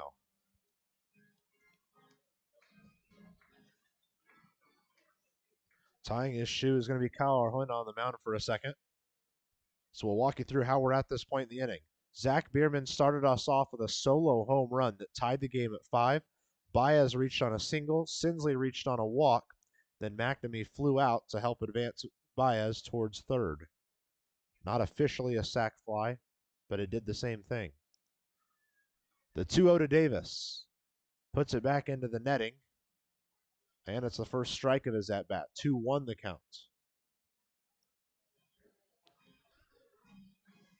We'll begin to make another lap through the Fox Sports WIFX Frontier League scoreboard here. Again, Florence defeated Gateway this morning 11-3. Florence has won both games of that set, and Gateway's losing streak has hit 5. 2-1 the count to J.R. Davis. Lifts it up towards center field. Milazzo chasing back towards the wall. Gone! Off the batter's eye. It's the third home run in the game for the Otters, and this one gives them a 3-run lead. Exactly what the Otters needed to put themselves back ahead. That one from J.R. Davis. Big smile on his face as he heads home.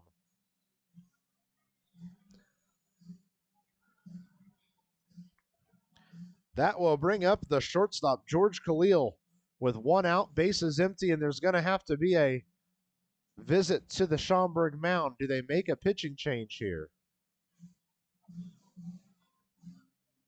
Long discussion up there. They bring everybody in. The Otters might have just bought Justin Watlin another half inning.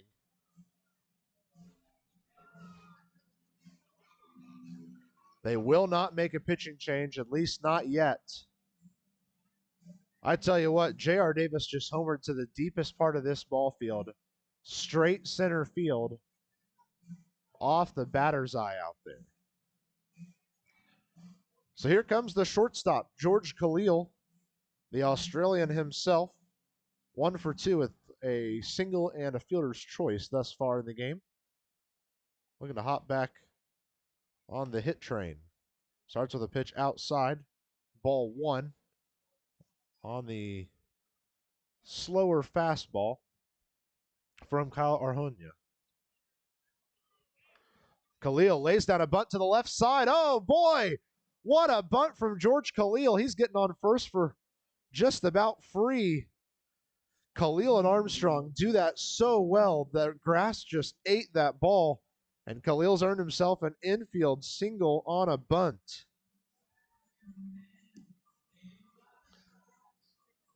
And headman Andy McCauley gives a big bout of praise out to his shortstop. That will cause a pitching change for Schaumburg. We'll take a break with it. The Otters have taken a 3-run lead here in the top half of the 5th inning and have chased the starter Arhoyna from the game.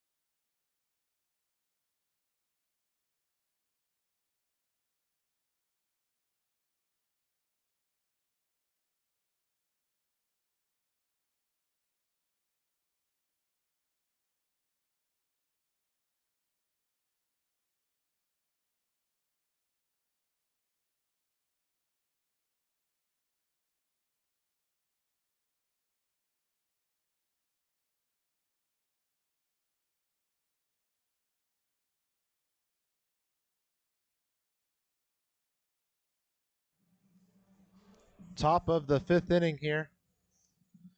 And the Otters have caused a pitching change. Christian Scott is going to get the nod out of the Schaumburg pen. He'll replace Kyle Arhonia, who left a runner on first when he exited this game. The last chance for Scott came against the Washington Wild Things on Sunday.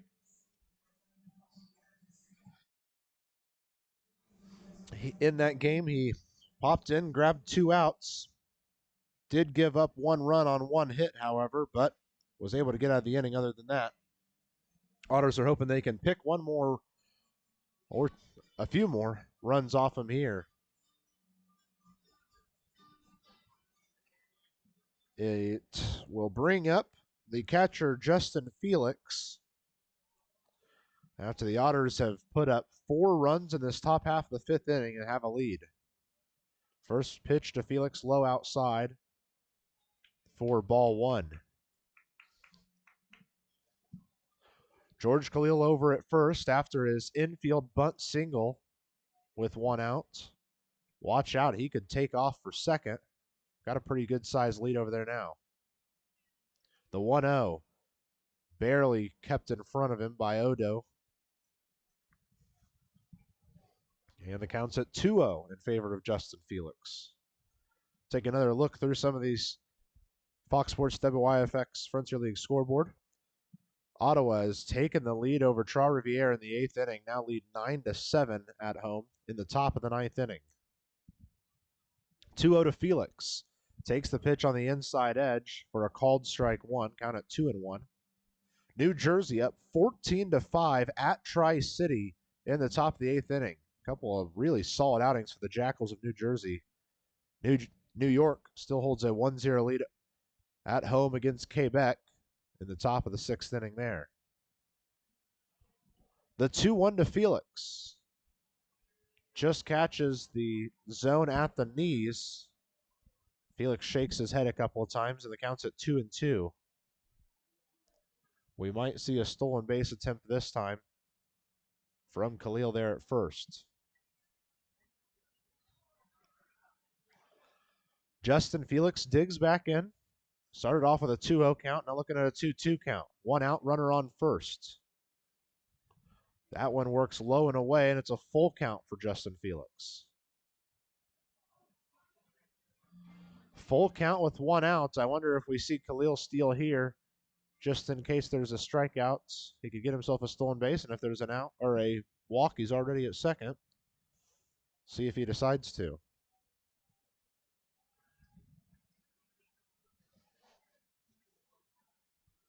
He's headed out there. Felix sends it out towards left center field, down for a base hit. Khalil's going to try to stretch it to third. The play, not in time. The hit and run works beautifully for the Otters, and they've got runners on the corners. And this big 5th inning will continue. Andy Armstrong next to make his way to the plate. 0 for 2 in this game. Last night, managed to pick up 1 hit later in the game, went 1 for 5. Looking to hop back on the RBI train here.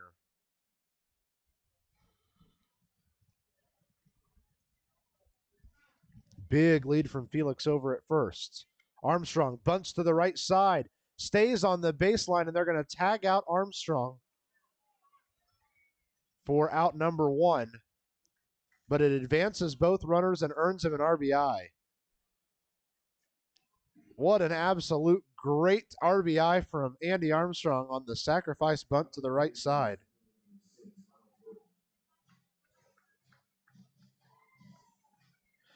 Khalil's going to score from third. Felix is going to head to second on that bunt from Armstrong. We knew it was only a matter of time before he broke it out and made it work for the good of things, and it does right there. The lead now 4 for the Otters, 9-5 here in the top of the 5th inning.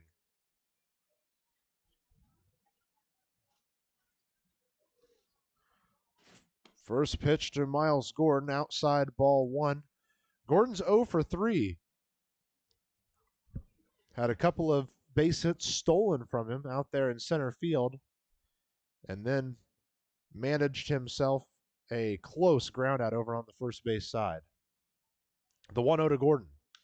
Lifted high out towards left field. Chasing after it is DeBonville, and he'll haul it in for the third out of the inning, but not before the Otters explode for 5 runs, 2 home runs inside of all of that, and they hold a 4-run lead over the Boomers now as we head to the bottom half of the 5th inning on the Otters Digital Network.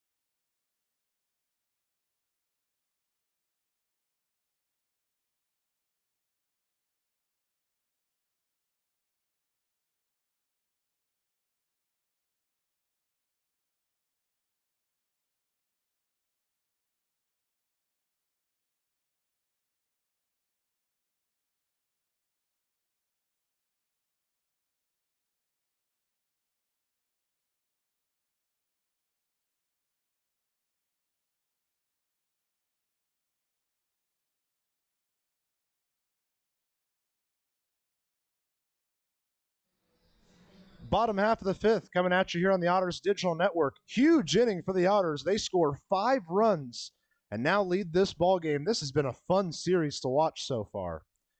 Justin Watlin returns to the mound, sends the first pitch to Matt Botcher for a swinging strike one on the outside edge of the plate. Got him with the off speed there. Breaking pitch as well. And here comes the 0-1. Botcher swings at a curveball that just died into the dirt there. Maybe it was a curveball. Could have just been a really moving change. I'm not sure. 0-2 to Botcher now. Oh, Botcher just gets a tiny piece of bat on it to foul it into Felix, and it dribbles away. So he'll live to see at least one more pitch.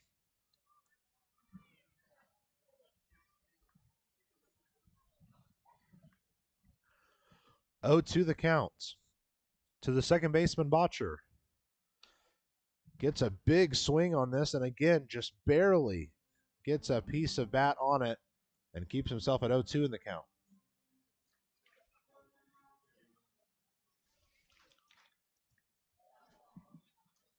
Watlin, long wait before some of these pitches. That's all right. Here comes the 0-2 to Botcher. Way high on ball one. Felix has to jump out of his stance to bring it in. Keep looking through the WYFX, Fox Sports Frontier League scoreboard. Sussex County now leads Empire State 15-5 as Watlin misses up high yet again. Windy City up 9-3 on Lake Erie in the 7th inning. Washington has taken a big lead over Joliet 7-2, not too far from here. 2-0, sent towards the right side. Sinsley grabs it, fires to first. Is it in time? No, it's not. Really close play out there. Sinsley threw that pretty much right at Watlin, so Watlin had to pause for a half second, grab the ball, and then punch his foot down. He was just behind, however, and Matt Botcher finds a way on base. I imagine they'll probably rule that an infield single.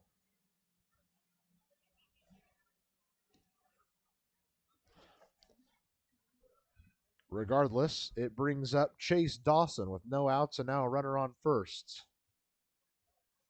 Watlin delivers the ball home. It bounces in for ball one.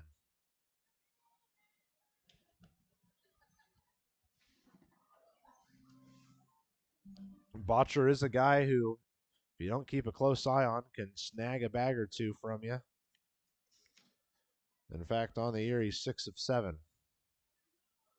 The 1-0 to Dawson. Sent out towards center field. Long run for Gordon. It gets past him. Might have bounced off his glove. It's going to be a triple for Chase Dawson that scores a run. Huge base hit there for Dawson. I imagine they'll go ahead and give him the triple. Looked like it went off the glove of Miles Gordon out there in center field.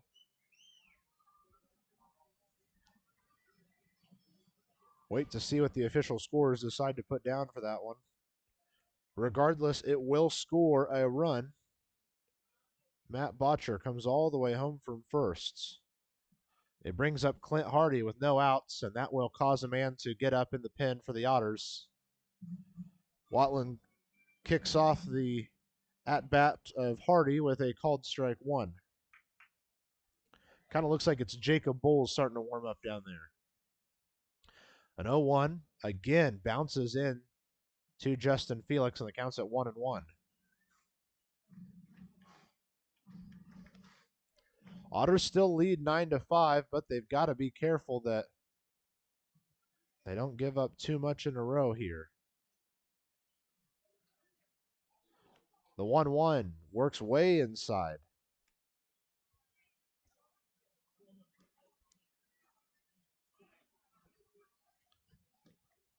So Watlin falls behind in the counts, and they need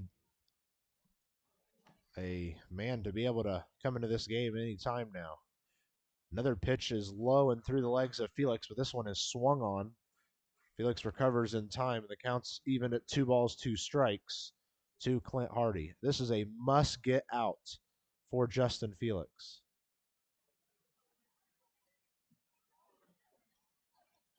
And here comes the 2-2.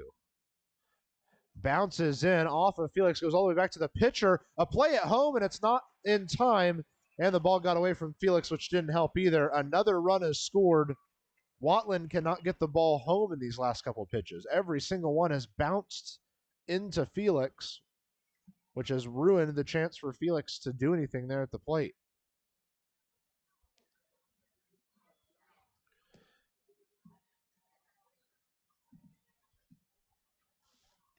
So the score now 9-7 in favor of the Otters. No outs, and now another runner is walked. Clint Hardy on first.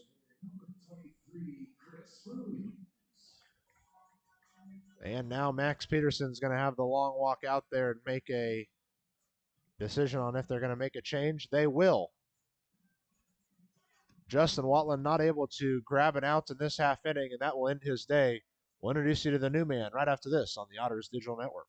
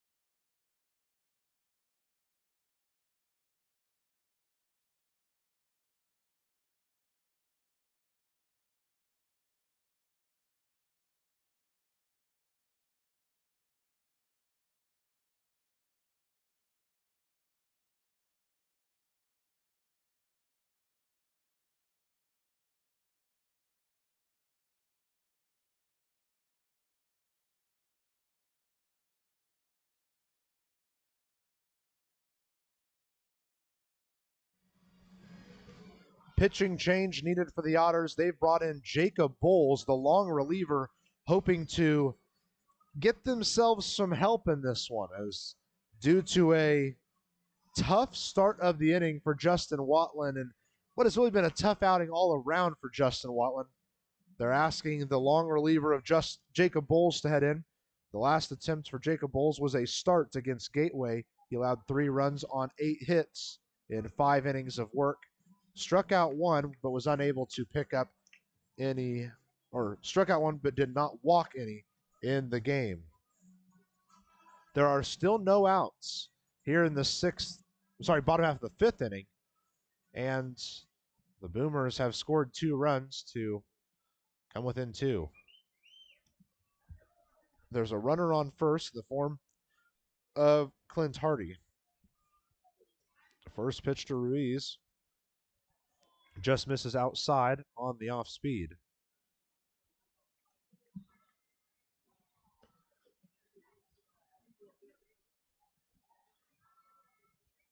Long wait for Bowles on the mound. Here comes the 1-0. Misses outside again. 2-0 the count.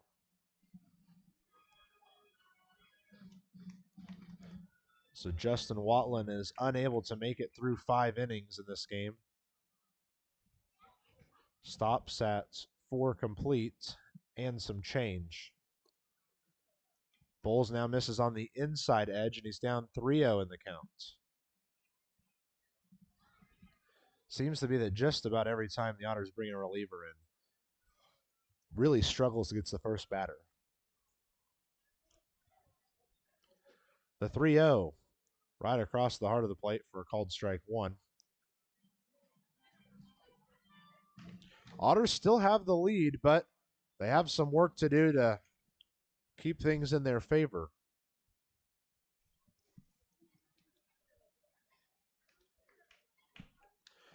A tipped ball goes all the way back into the netting, and the count is now full with no outs and a runner on first. Big time for Bowles to potentially end this thing.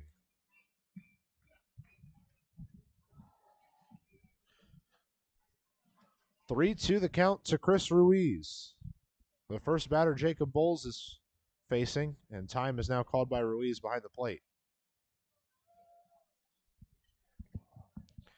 Inning started off with a single to Botcher, then a RBI triple for Chase Dawson. Was rounded out by a walk by Clint Hardy. The 3-2. Sent on a line towards Khalil. He'll play it to second for 1. To first. In time, and a double play comes at a huge moment for the Otters. Great work from Bowles to earn that one. 6-4-3 is how it'll be scored.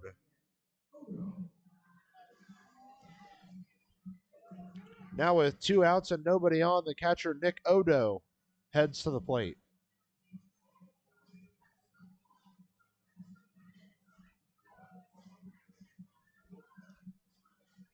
So far on the day, Odo is 0 for 2, a strikeout and a flyout. He is currently the only Boomer who has failed to reach base yet in this game. Also the only Boomer to not record a hit thus far. First pitch, he fouls into his foot. He comes up not feeling the greatest after that one.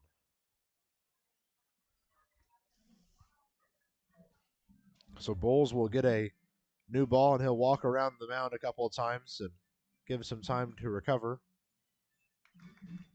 Bowles, the former Southern Indiana Screaming Eagle who got to start last week. Part of a unique weekend for Evansville. All 3 starters against Gateway played collegiately at the University of Southern Indiana. Local talent getting to play at the next level here in Evansville. Kind of a cool moment for the club. The 0-1 to Odo. Sent out into left field. It'll be in front of Baez for a base hit with 2 outs.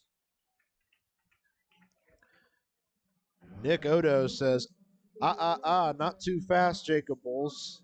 Got to make sure this inning, at least for the time being, continues. And now every single Schaumburg Boomer has a hit and has reached base in the game. Brings up the 9-hole hitter, left fielder Thomas DeBonville. 1 for 2 with an RBI single in the second, a flyout in the fourth. His first attempt here, a hefty swinging strike one. Bowles did nice to deliver it towards the outside edge of the plate and to bring the off speed with it. Bowles sends home the 0-1. Bounces into Felix. Tell you what, it has been an awful week to be a Evansville catcher. We know Dakota Phillips took a beating behind home plate last night.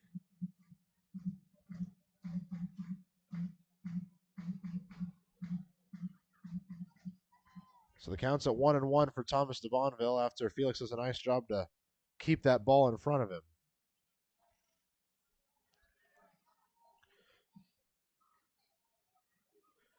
Here comes the 1-1. And it's sent foul to the right side into the netting. And now DeBonville has a risky scenario to keep himself alive in the count.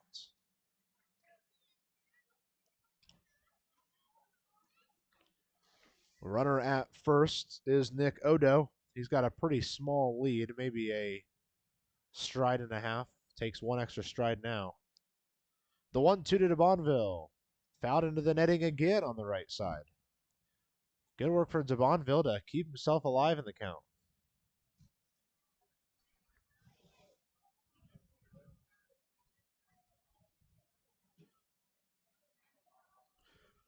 One ball, two strikes to Thomas DeBonville.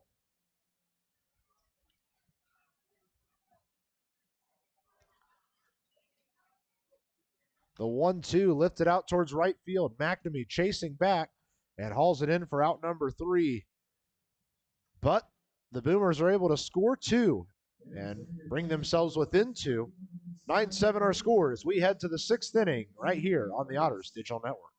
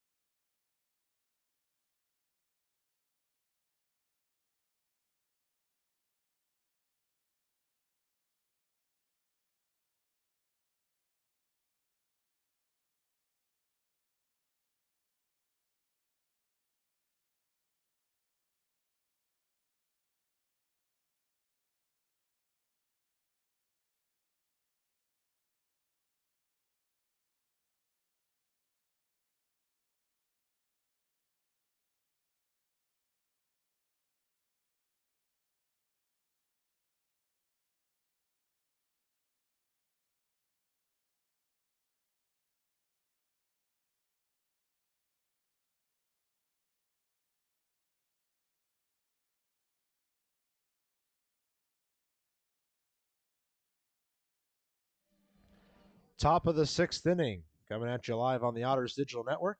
Evansville currently ahead in the game 9-4. The man who tied the game at 5 in the last inning and led off the last inning, Zack Biermann, leads off this 6th inning as well. It was his 9th home run of the season. That leads the team. Pitch stays high and outside, but catches the zone just barely for a called strike 1.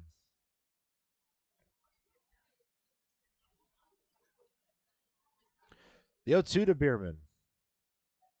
They added a strike there, so they must have called the one before. I thought for sure they had called time on that first strike, but I guess they had not. The ball stays outside, and the count's at 2-1.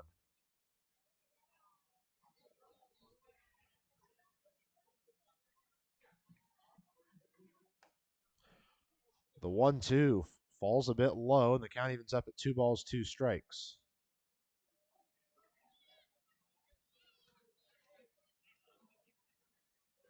Hoping we can get this finished up in time. Shouldn't have any issues, but about 10:30, a huge storm moving into the area.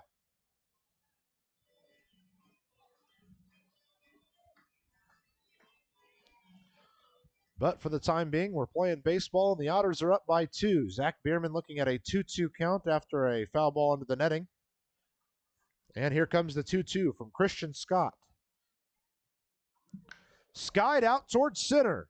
Milazzo chasing back to the warning track. A home run over the batter's eye for Zack Biermann. And that's double digits, number 10 on the year from the first baseman Biermann. Every day he gets one step closer to punching his ticket to Washington to play in that All-Star game. Otters lead by 3.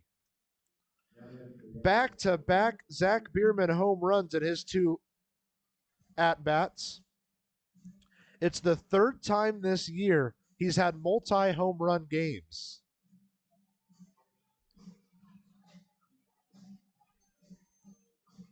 And who follows? None other than Jeffrey Baez, who is 3 for 3 in the game and 8 for 8 in the series. No, that's not a typo or not a missaying. He has made it to base all 9 at-bats. 8 of them are hits. That other one is a walk. Takes the curveball on the inside edge, and he's looking at an 0-2 count now, so he's got to be careful at the plate. Nobody on, with no outs and 1 run already across in the inning.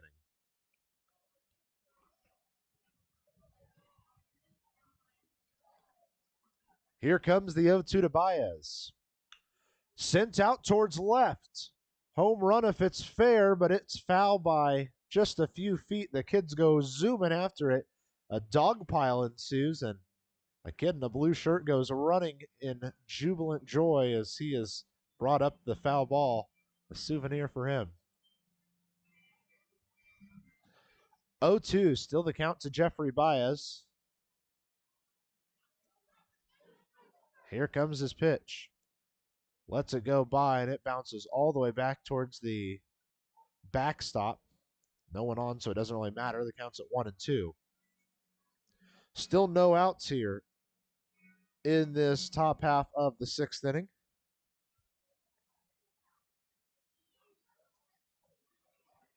A little bit of a wait before the next pitch for Baez. Here comes the 1-2. He puts it out towards left field. Running in is DeBonville. Misplays it, and it gets past him. There goes Baez to second, and it's another base hit for him.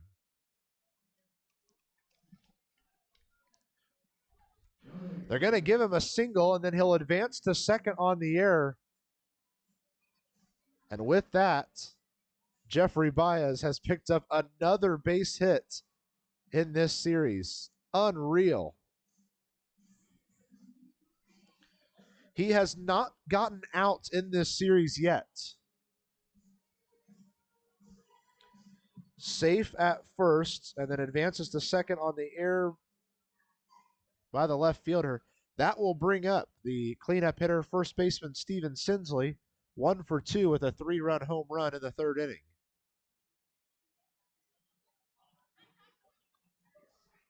First offering to Sinsley outside for ball 1.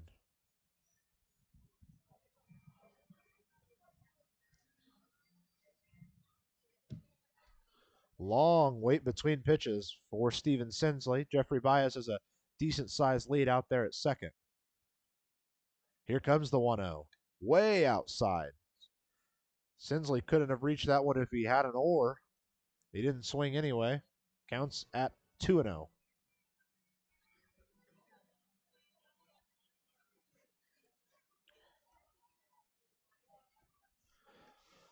2 balls, no strikes to Steven Sinsley. A runner on second in the form of Jeffrey Baez. Still no outs here in the top half of the 6th.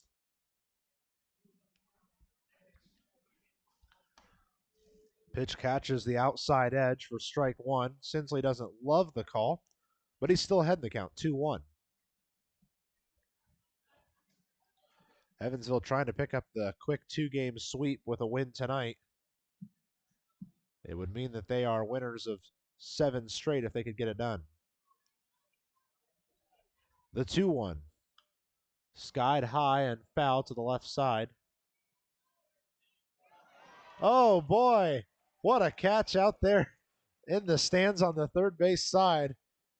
Man took his cap off and put it in front of him and made a textbook hat catch.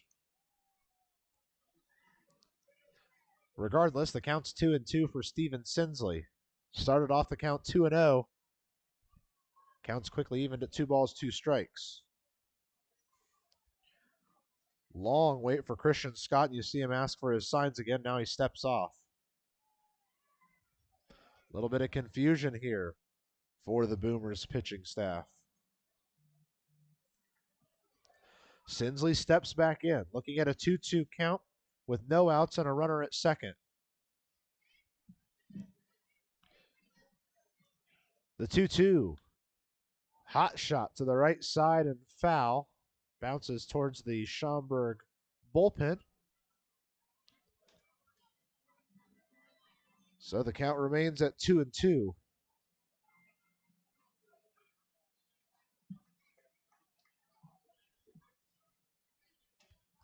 Jeffrey Baez with a good-sized lead out there on second.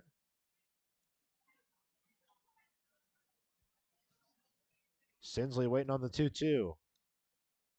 Fouls it between the legs of Odo behind the plate. The count remains at 2-2. Good work for Sinsley to keep himself competitive in the at-bat.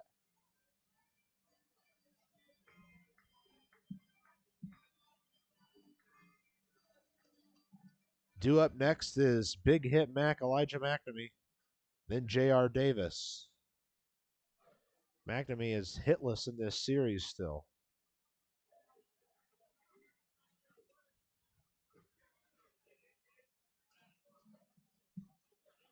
Long wait from Christian Scott on the mound. Now here comes the 2-2. Drilled to the right side. Great snag by the first baseman. He'll win the race to first for out number 1 for Sinsley. That was a hot shot towards the first baseman, and he made a nice diving grab. With a runner on third and 1 out, Elijah McNamee heads to the plate. So far this year, with a runner on third and less than 2 outs, Elijah McNamee has 6 RBIs in those scenarios. Looking to add to it here.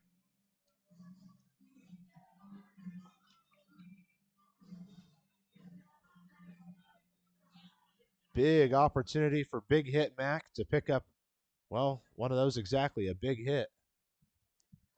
First pitch he sees is a curveball on the inside edge. He lays off for ball 1.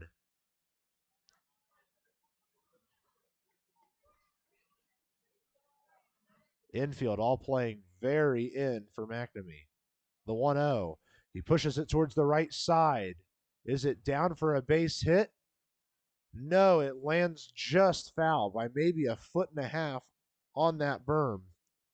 Once you get to the actual corners of this ball field, there is no foul territory inside the ballpark. The foul territory and fair territory are decided by a fence right along the outfield edge that decides what's in play and what's on the berm for the fans. And that one landed right next to that fence.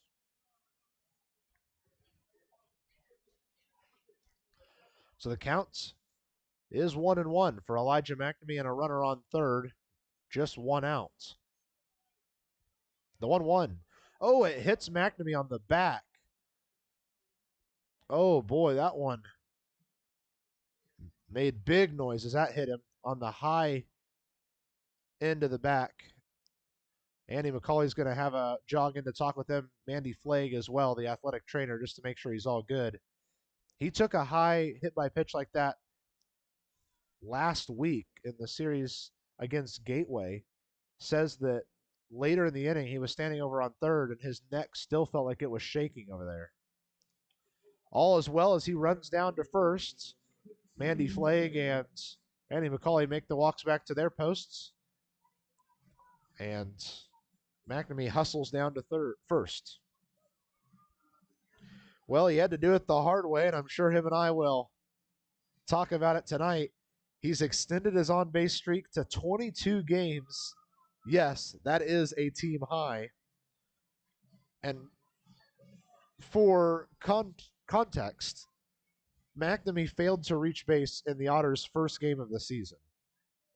Other than that, McNamee has reached base in every game he's played for the Otters except that one. Not bad. First pitch to J.R. Davis, way inside, ball one. He's 2 for 3 with a 2-run home run back in the 5th inning. The wind's in his favor. If he got underneath something, he could add another home run to his line.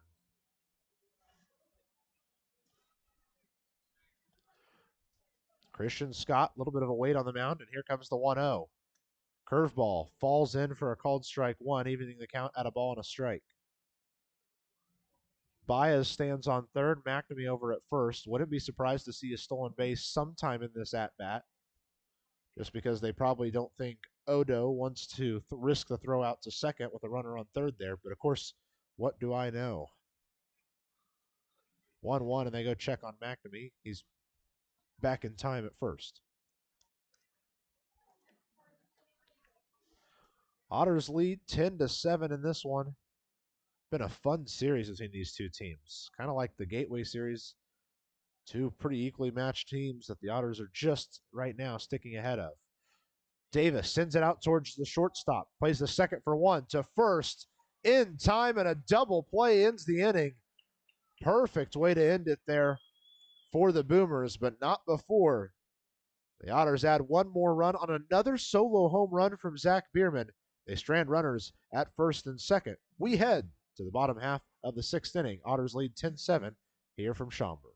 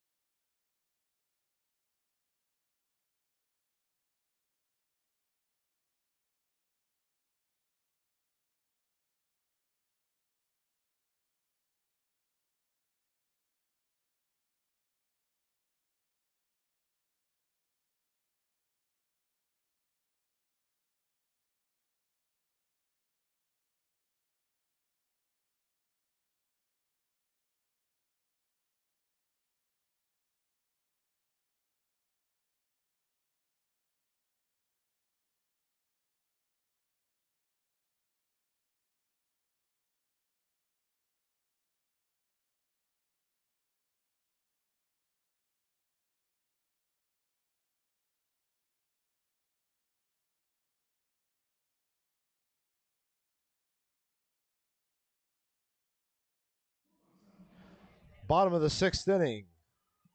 And the Boomers are going to lead off with their leadoff man, the center fielder Brett Milazzo. Milazzo 2 for 3 in this game. 2 singles, one of them with 2 RBIs attached to it. Also had a fly out in the 1st inning, a pitch that just needed a tad bit more help to be a home run. First pitch to him from Bulls. Called strike one on the outside edge. The off speed caught him. Jacob Bulls struggled on his first at-bat once he entered the game, or at least in the opening parts of that at-bat, was able to get a double play, and then after a single, got the final out of the inning. The 0-1 sent on a line towards Khalil at short, plays it into his chest. The throw over to first in time, but a very close play. Out number 1. So that will bring up the shortstop, Alec Craig, who is 1 for 2 with an RBI double, a ground out and a walk.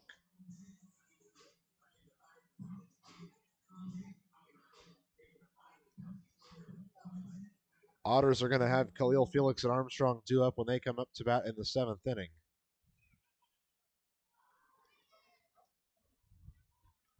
Alec Craig looking for his first pitch. Sends it zooming into the netting over on the third base side. Ends up in the Otters bullpen, and a whole bunch of kids go running towards the Otters bullpen asking for that foul ball. Here comes the 0-1 to Craig. Shows bunt to the left side, and it stays foul. Abernathy tosses it up on the hill, and the kids go running.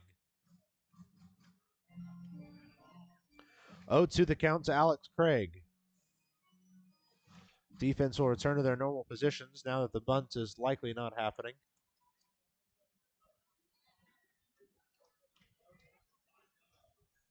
Craig, a lefty who is by far one of the most impressive hitters on this team. Takes a ball on the outside edge, counts at 1-2. Craig's batting .224, but he does it with the walks he earns and then the stolen bases he deserves. The 1-2 to Craig. Curveball got him looking. And it's a German-American bank strikeout for Jacob Bowles. Absolutely had him fooled on the curveball.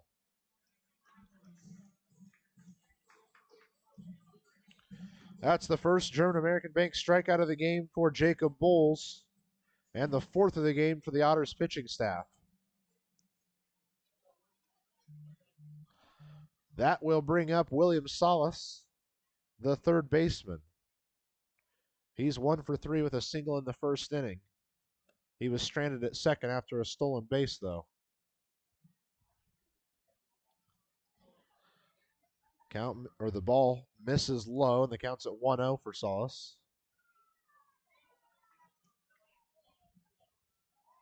And here comes the 1-0. The off speed is swung through and a little foul tip into the glove of Felix. Evens the count at a ball and a strike.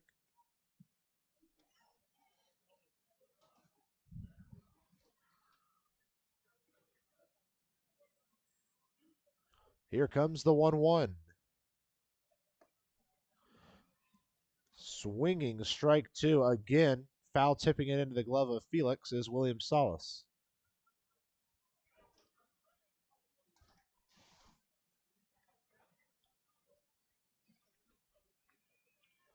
Bowles looking for another strikeout. The 1-2 to Salas. Way outside, opposite batter's box. Left alone, and the count evens up at 2 balls, 2 strikes.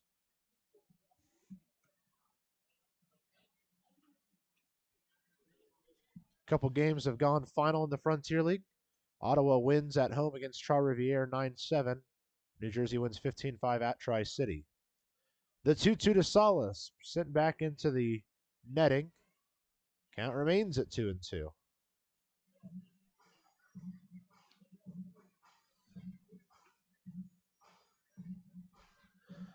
Those are the only 2 games other than that Florence Gateway game, of course, this morning that have gone final. A lot of games in the 7th and 8th innings. The 2-2 to Salas misses outside, and the count's at full.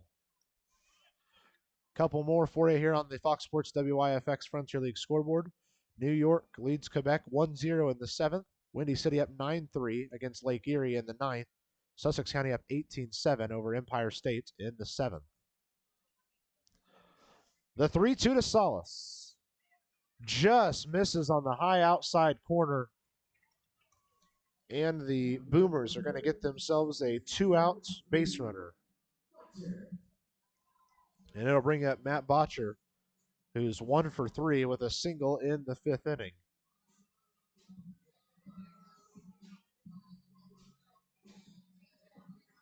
Runner on first, 2 outs. This is where the Otters need Jacob Bolts just to get up there and pick up that final out.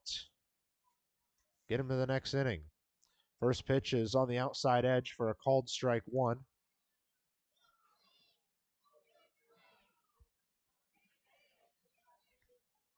Bottom of the 6th inning, 2 outs, runner on first. Otters currently lead 10-7. They're going to go check on the runner Solace, but he is back in time.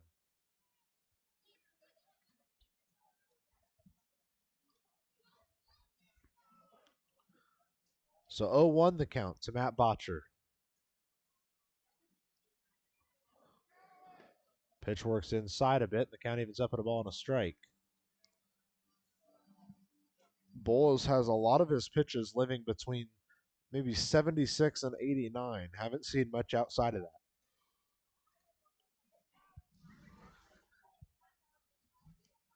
The 1-1 to Botcher. Clipped foul towards the right side, stays foul. And the count's at 1-2.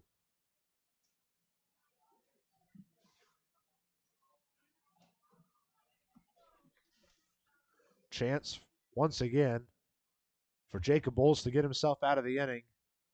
Take the Otters lead to the 7th.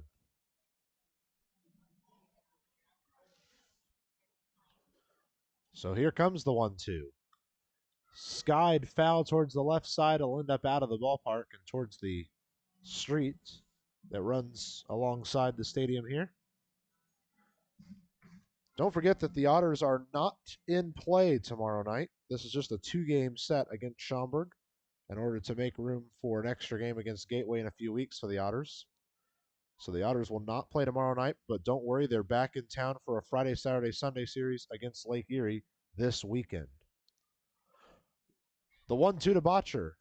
This one skied off and foul again to the left side. That'll stay in the ballpark, but still out of play. Another souvenir out there. Count stays at 1-2 for Matt Botcher with 2 outs and a runner on first. Jacob Bolts just trying to win the battle. Long looking for the sign. Now here comes the 1-2. Outside. Count evens up. 2 balls, 2 strikes, 2 outs. Runner on first. Here in the bottom half of the 6th inning. Otters have given up runs in 3 of the last 4 innings. They're trying to add a scoreless inning into that mix. The 2-2 to Botcher. Misses on the outside edge, and stealing a base successfully will be William Solace, his 2nd stolen base of the game. So the count is full with 2 outs as Botcher steps back in.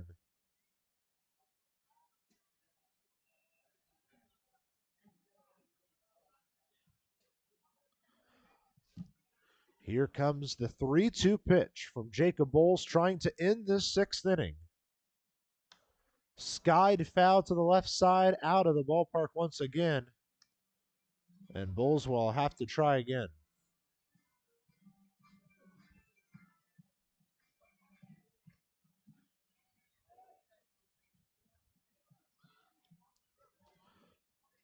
Three-two the count. Runner on second is William Solace.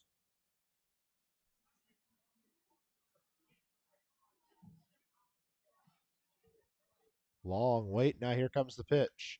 This one's sent towards left field. Baez will chase, and he will watch it fly. A 2-run home run for the Boomers, and they are within 1.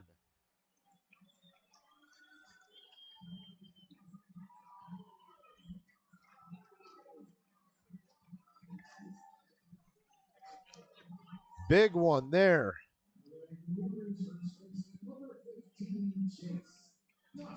But now the Otters are loving that insurance run from Zack Biermann a little bit more. The disappointing thing there is 2 separate times Jacob Bowles was 1 pitch away from a inning-ending strikeout. Couldn't get it either time. Ends up giving up a 2-run homer with 2 outs. Brings up the first baseman, Chase Dawson. Curveball misses for ball 1 to start the count. Dawson has a walk, a double, and a triple so far in this game.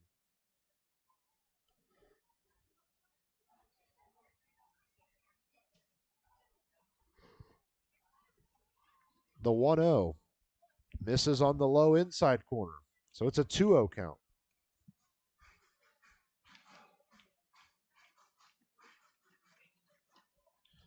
Two balls, no strikes to Chase Dawson. Looks like Jake Polancic is starting to throw for the Otters out in left field.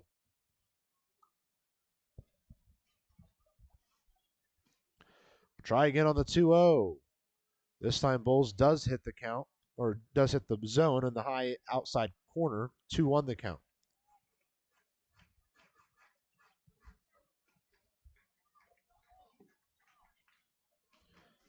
Bowles trying to even the count now. The 2-1. Glides into the low inside corner with the off speed. Deuces are wild. 2 balls, 2 strikes, 2 outs. Chase Dawson trying to extend the inning for the Boomers. Jacob Bowles trying to end it for the Otters. The 2-2. A half swing. He did not go. A check swing is successful, and the count is full once again.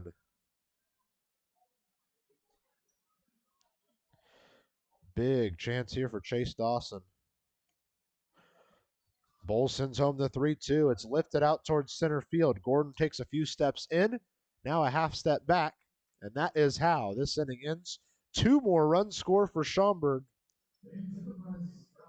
And this game is a 1-run game heading into the 7th inning. Another exciting game in this series right here on the Otters Digital Network.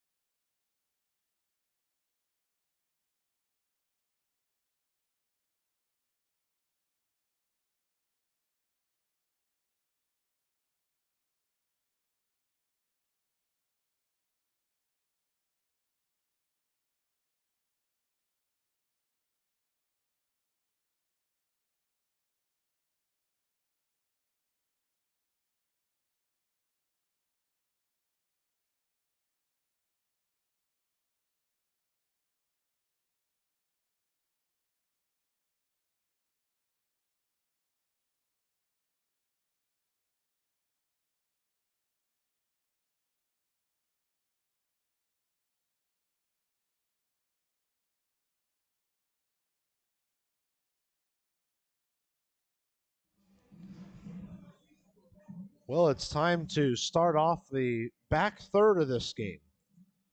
Otters are still leading narrowly now, 10-9.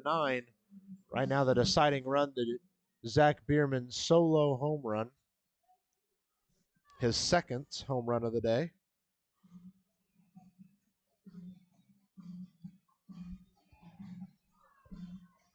It'll bring George Khalil to the plate. Khalil's thus far is 2 for 3 with a couple of hard hit singles. He's come around to score after both of them. His first pitch in this at bat, outside ball 1. Do have a pitching change as Jake Joyce enters the game for the Schaumburg Boomers. That call of bullpen is presented by our friends at Business Communication Solutions. Contact BCS for all your business solution needs. The 1-0 to George Khalil. Curveball catches him on the high inside corner, evens the count at a ball and a strike. It's Joyce on the mound, Odo behind the plate. That pitcher catcher battery is sponsored by our friends at the Answer Auto Repair East. Find all your battery needs at the Answer Auto Repair East, located at 2319 North Green River Road, or give them a call at 812-475-9000. The 1-1 to Khalil. Pushes it out towards the right side, and it'll end up foul up on the berm.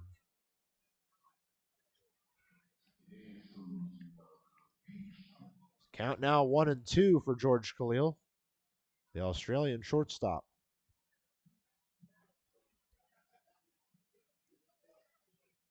Long wait for Jake Joyce on the mounds. Sends home the 1-2. Hefty swinging strike three, and it's the first strikeout of the day for George Khalil. That'll bring up the catcher, Justin Felix, who's 2 for 3 in the game, a single and a RBI double. Felix was looking for a game to break his slump and get himself back in a positive couple of games back to back, and he's certainly doing that right now.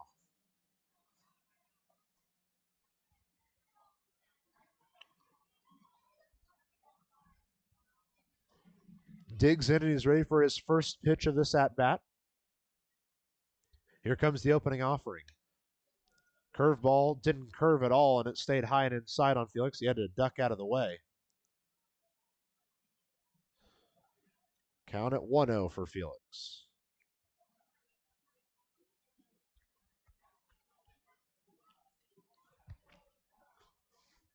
One ball, no strikes. Felix ready for the next pitch. It's on its way. Another curveball. This one does curve, and it falls into the zone, evening the count at 1-1. Looks like a couple more games have gone final this evening. Windy City has defeated Lake Erie 9-3. And New Jersey did defeat Tri-City 15-5 on the road. That's a big win for the Jackals. A 1-1 stays high. They check and say, did he go? But he didn't, so the count's at 2-1. A couple other scores worth noting that are still in play. New York, a 6-0 lead on Quebec. They might just hand the Capitales their 6th loss of the season. The 2-1 to Justin Felix. Hefty swing, and the count evens at 2-2. Sussex County with a big 18-7 lead over the Empire State Grays. Washington with a nice 11-2 lead over Joliet. Looking like they're going to be the ones to try to halt this unreal run that the Slammers have been on. Just one loss in their last 8 games. The 2-2, Felix gets caught chasing a pitch to the low outside area. And it's back-to-back swinging strikeouts to start the inning for Jake Joyce. That'll bring up the 9-hole hitter, Andy Armstrong. Though he doesn't have a hit in this game, he does have a sacrifice bunt RBI. Third baseman is playing pretty far out there. Wouldn't be surprised to see him try to do it all again. First pitch for Andy Armstrong. Watches it go by for a called strike 1. Certainly interested in swinging the bat.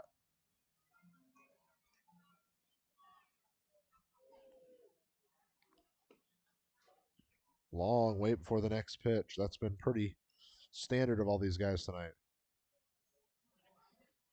An 0-1 bounces outside, goes all the way back to the netting. No one on, so it doesn't matter. It counts at 1-1 for Andy Armstrong.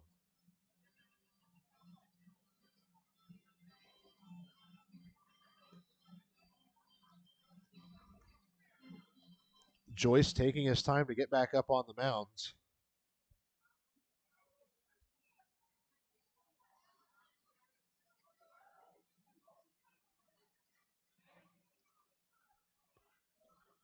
The 1-1. Swinging strike 2, and Armstrong is down in the count now.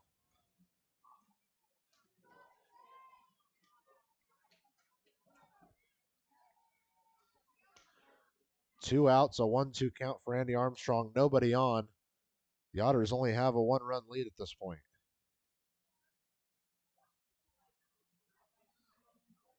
The 1-2.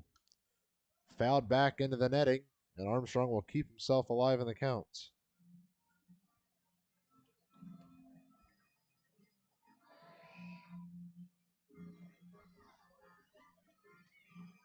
Armstrong doing a nice job just to stay defensive in there.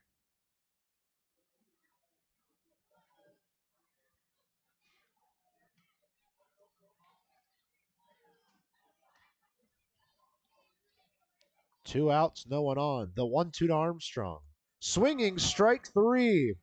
And Jake Joyce strikes out the side for the Boomers. We head to the bottom half of the 7th inning. Time to get up and stretch. Otters lead by 1.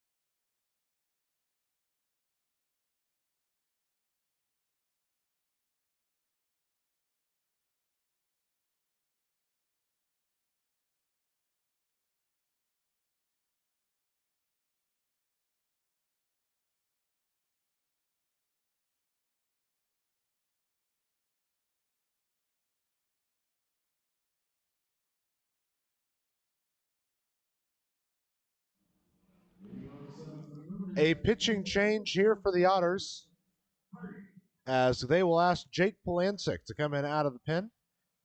This call to bullpen is presented by our friends at Business Communication Solutions. Contact BCS for all your business solution needs.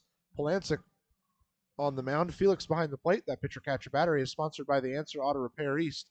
Find all your battery needs at The Answer Auto Repair East, located at 2319 North Green River Road, or give them a call at 812-475-9000. Clint Hardy will lead things off here in the 7th inning. The right fielder is 2 for 2 with a single, an RBI double, and a walk so far in this game. Has a swinging strike start things. And looking at the 0-1. Pitch falls in and stays a bit low. Count evens at a ball and a strike.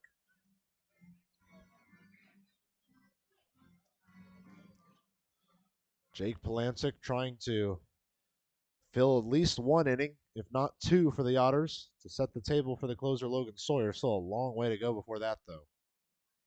The 1-1 to Hardy, and he dribbles it foul towards the netting. Polancic ahead in the count 1-2. Polancic is a big kid up there on the mounds. Stands at 6'3", 210.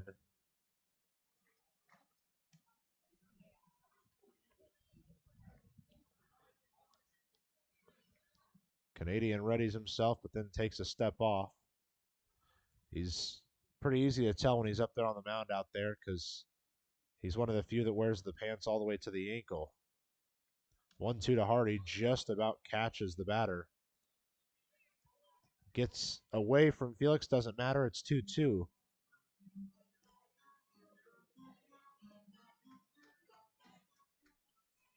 Stepping back in is Hardy, trying to extend his perfect day. The 2-2 from Polancic. Misses high and away, and it's a full count. Polancic has got to find a way to calm things down a little bit here, pick up a couple of solid outs, get the Otters into the 8th inning.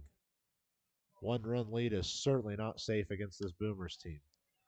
Pitch is driven high and foul, out of play. Count remains full.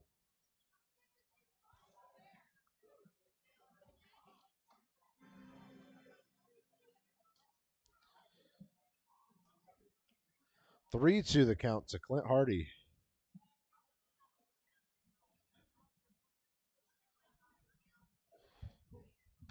And he again fouls one back into the netting.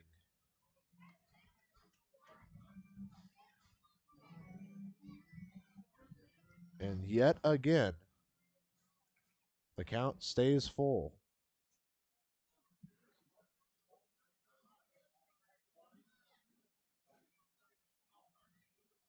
Long wait for Polancic. Full count pitch, and it's a strikeout looking on the curveball on the inside edge. Hardy does not like it at all. States his case on the way back to the dugout.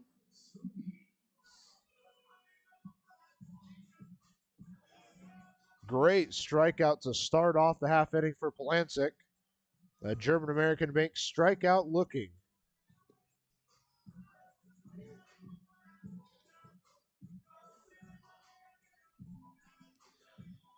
That all brings up the designated hitter, Chris Ruiz, 1 for 3 with a single in the second, strikeout and a ground into double play his last 2 times up. First pitch he sees is that same off-speed breaking ball that falls into the zone for strike 1.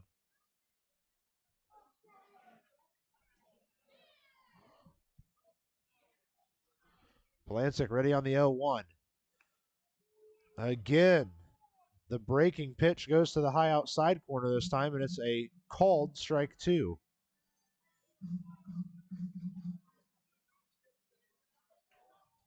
Defense playing straight up behind Polancic as he fires home the 0-2. Lifted out towards center. Miles Gordon chasing back, and he makes the catch about 10 feet shy of the warning track for out number 2. The catcher, Nick Odo, makes the walk to the mound, or to the plate, I'm sorry. 1 for 3 with a single in the 5th inning. Strikeout and a flyout go alongside it.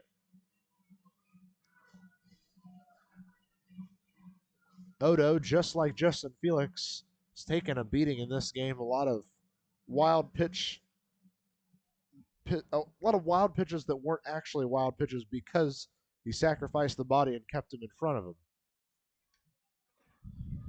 First pitch to Odo. Bunts right back up towards Polancic. He'll pick it up, throw to first in time for out number 3. Odo slams down the helmet in frustration, and we head to the 8th inning. Otters still lead by 1 here from Schaumburg, Illinois.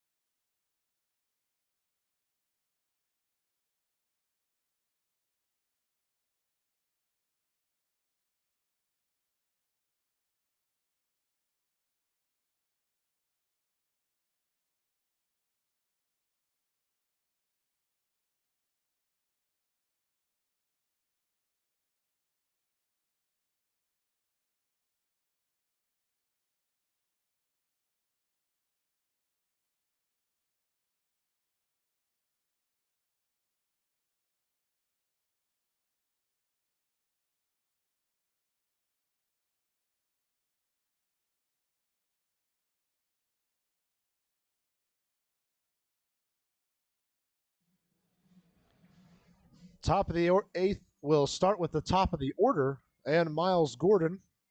He's 0 for 4 in the game. Couple of flyouts, couple of groundouts. Gordon, as of right now, falling underneath the 300 line on his average after this game. Could redeem it here. First pitch is a called strike one on the high end of the zone.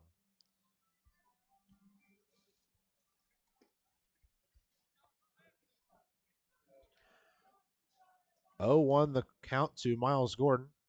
Another arm warming up for the Otters. Looks like it's Joe Riley, I believe, out there in left field. So the 0-1 goes home to Gordon. It's off the netting, back towards play. So the count's at 0-2. Miles Gordon having to fight from behind in another count.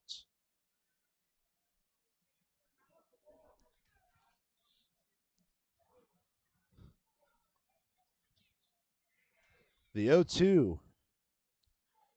And Jake Joyce sends it that way. Lifted high and foul back towards the street that runs alongside the third base side of the stadium. I'm afraid I'm going to say this at every place we go this year. This is a gorgeous ballpark. You've got to get here sometime if you can. Absolutely great place to play baseball here in the Frontier League. The 0-2 to Gordon. Swinging strike three on a kind of a lazy swing. Was a bit behind and decided to swing a bit late. It's the fourth strikeout for Jake Joyce. All four batters that Joyce has seen thus far have all struck out.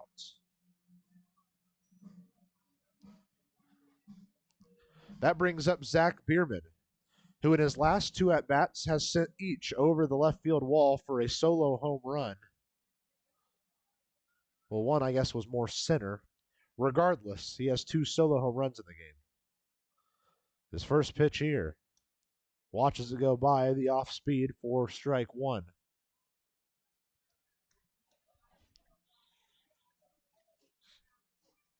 Bases are empty with 1 out. They're playing the extreme shift on him. There's only one fielder on the left side of the infield. First time I've seen this extreme of a shift this year in the Frontier League. He fouls it off of himself. And the count's at 0-2 for Biermann.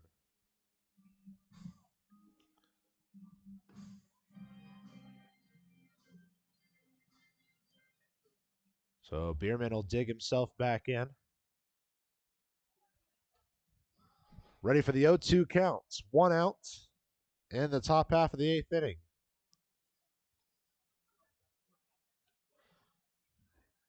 Long wait. Here comes the 0-2 to Biermann. Fouls it into the netting on the left side.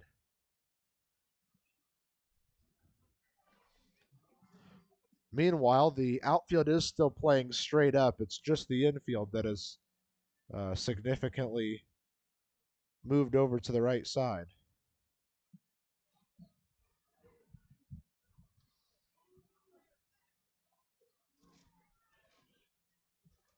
Oh, 2 the count to Zack Biermann. Way outside, ball one. A good take from him.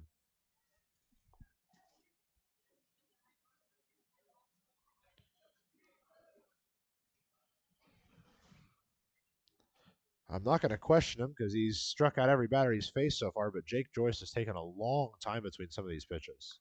1-2, and it's fouled straight back. Almost ends up on my window. And the count remains 1-2 for Zack Biermann.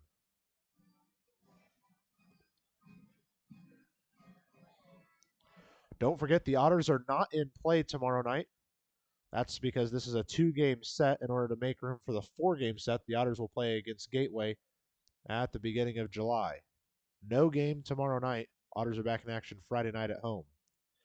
1-2 to Biermann. Again, fouls a pitch back into the netting. Good work from him to stay defensive at the plate.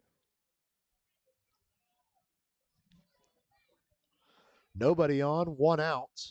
The defense is playing the extreme shift against Zack Biermann right now.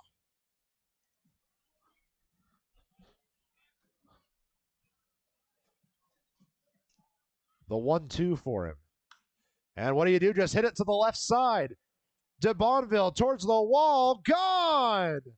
Back to back to back solo home runs for Zack Biermann. And he's got 11 on the season. What do when they pull the shift on you? Just hit it the other way. It's the first 3 home run game of the season for the Otters, and it belongs to Zack Biermann. There is no hotter hitter in the Frontier League. You can't change my mind. He has changed every game he's been a part of. Currently is the owner of the Otters' go-ahead run in this game. And he just continues to find a way to do it. Brings up Jeffrey Baez, who fouls a pitch high and out of play towards the parking lot. Biermann was quickly down on the count 0-2 and just worked his way back in, and homered over the left field wall, his 3rd solo home run in the game.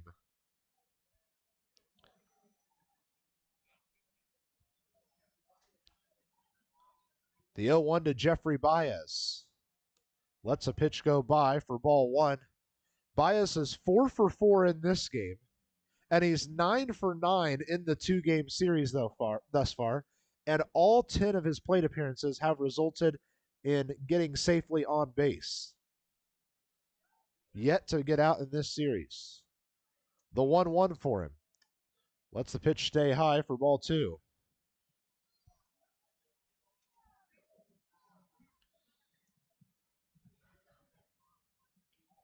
Otters lead 11-9 after the 3rd solo home run from Zack Biermann on the evening.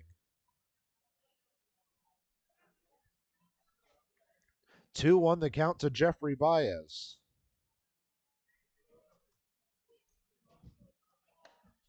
He'll take one letter high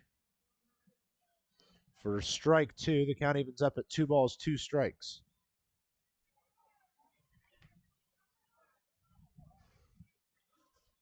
A ball ends up in play out in right field. Looks like some of the kids were playing catch over on the right field berm.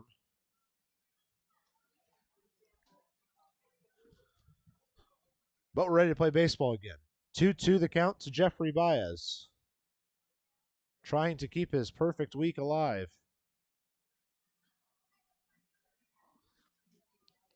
The 2-2. Baez pushes it to the right side into the netting and foul. And he'll stay alive.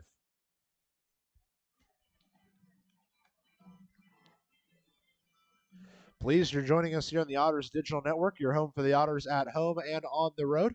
I'm Matthew Will, always bringing you the Otters action. Thankful that you're joining me here on a beautiful Wednesday evening for baseball, just outside the Windy City. The 2-2 to Jeffrey Baez. Extends the hands and strikes out his first out of the 2-game set.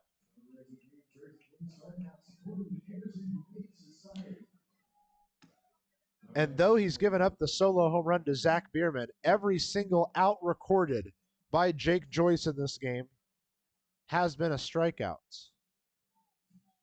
Does look like a pitching change is going to be made. We'll take a break and let you know who the new man is going to be right after this here on the Otters Digital Network.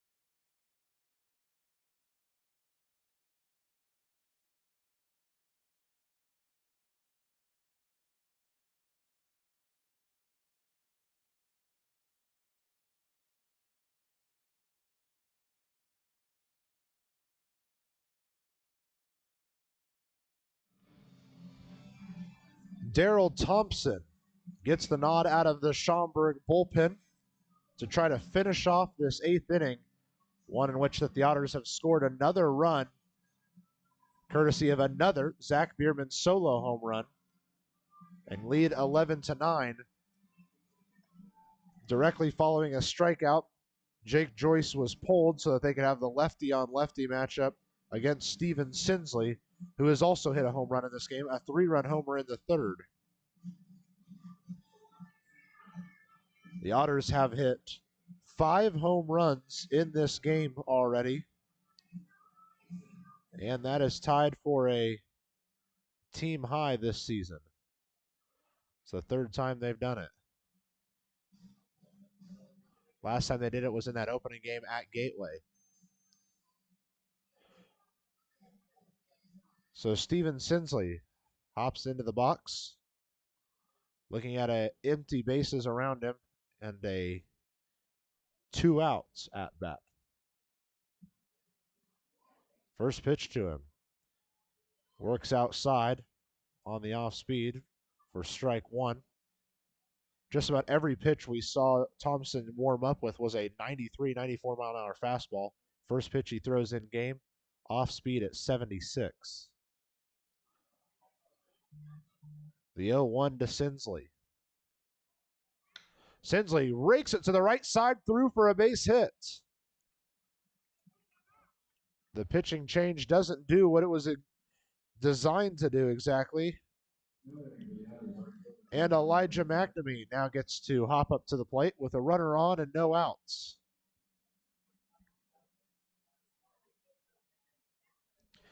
McNamee was hit by a pitch in the 6th inning. That extended his on-base streak to 22 games. I'm sure he would love to grab a base hit, though, since it's been a couple games since he's had one.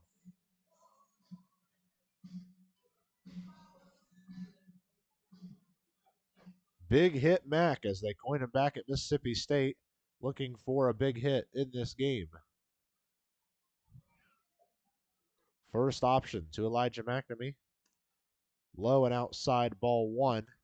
The catcher, Odo, kind of shrugs a little bit. He thought it should have been a called strike, but not this time.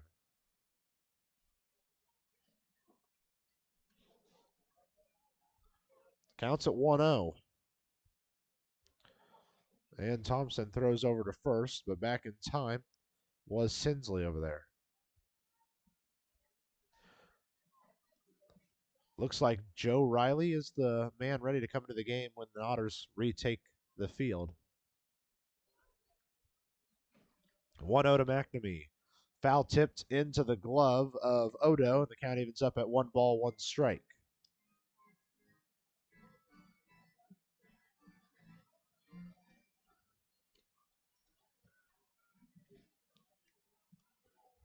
A small lead for Sinsley over there at first.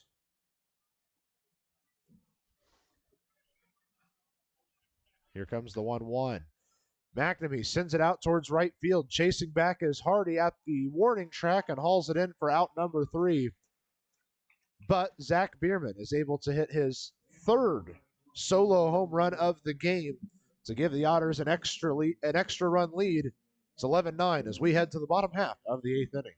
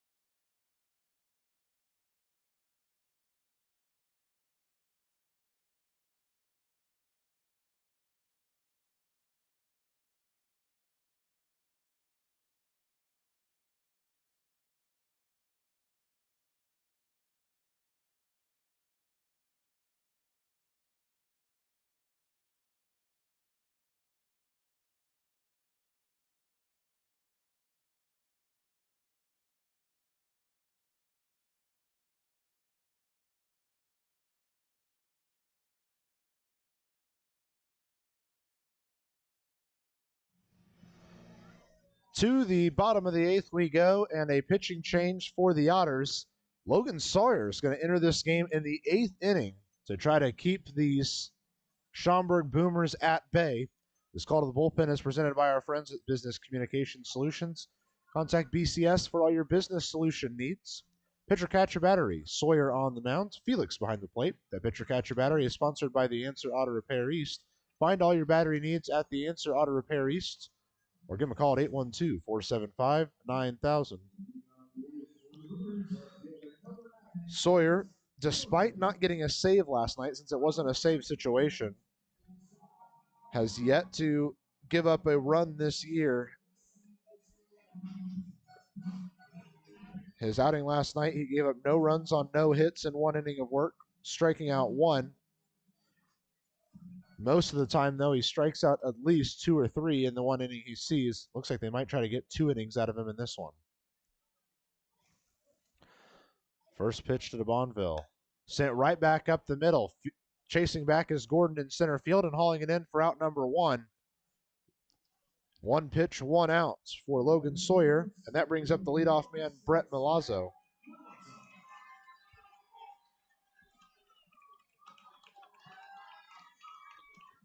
Milazzo is the leadoff man for these Boomers.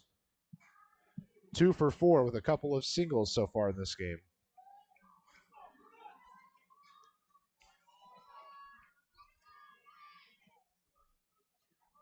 Sawyer readies himself. Fires home the first pitch of the at-bat. Called strike 1, 96 mile an hour on the inside edge.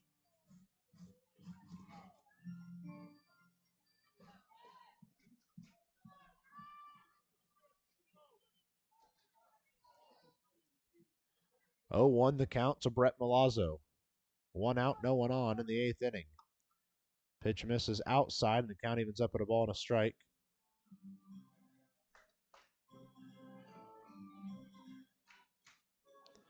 One the count for Brett Milazzo.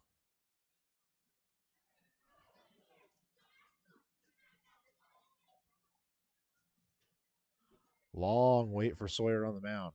Here comes the 1-1. High outside, ball 2. He falls behind the counts.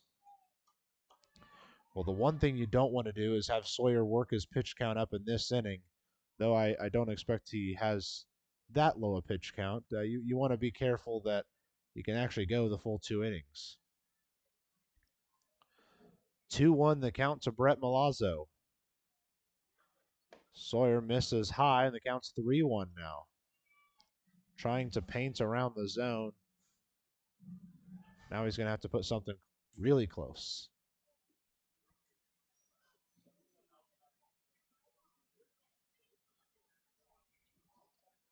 (3-1) to Brett Milazzo.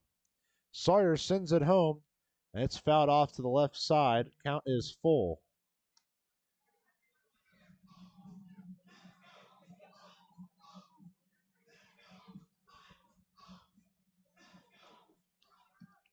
Full count pitch. 1 out, nobody on. Logan Sawyer trying to keep things at bay. 3-2 is sent on the ground towards Armstrong at second. He'll fire to first in time for out number 2. That will bring up the shortstop, Alec Craig, who's 1 for 3 with an RBI double in the second.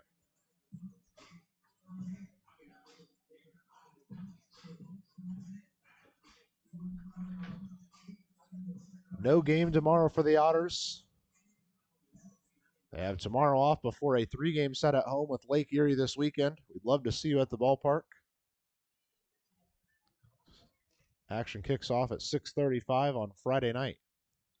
First pitch to Alec Craig is a called strike 1 on the low inside corner.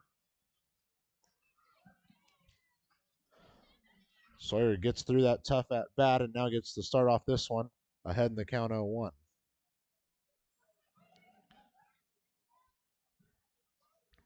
Has his sign ready, and here comes the 0-1 to Alec Craig. Has him locked up, and he's ahead in the count 0-2 now. 96, the speed on that one from Logan Sawyer. Some of the Boomer faithful here a little upset with the strike zone in this 8th inning.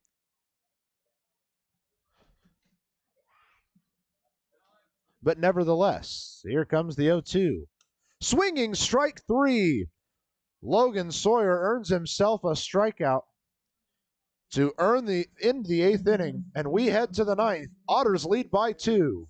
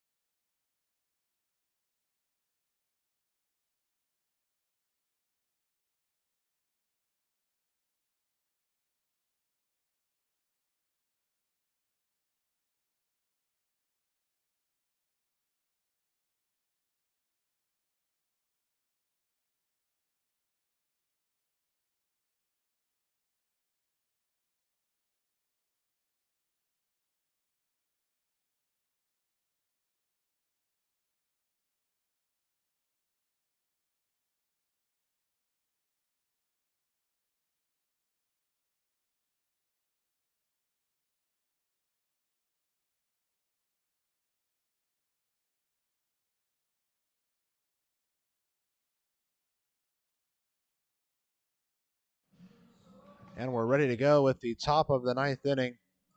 Does look like Daryl Thompson is going to stick in the game for Schaumburg.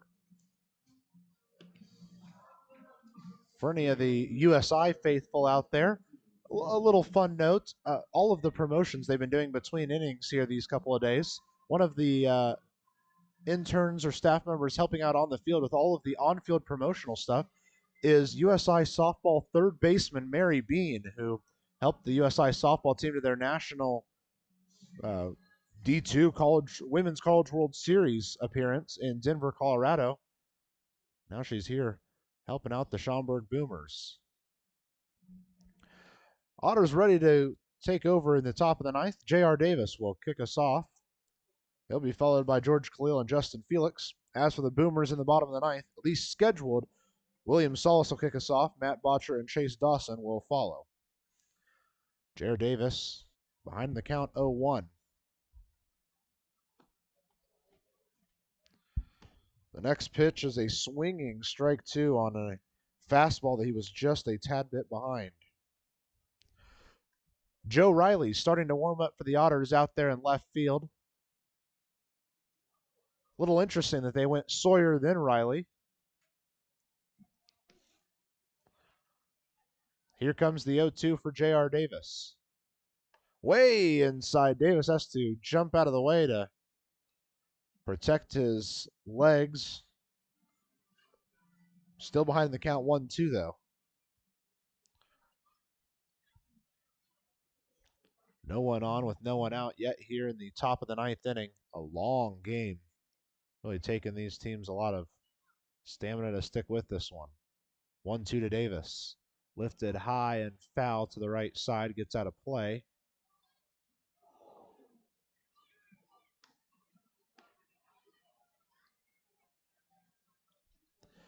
Count remains 1-2 for J.R. Davis. Otters are looking for one thing this half inning, and that is insurance.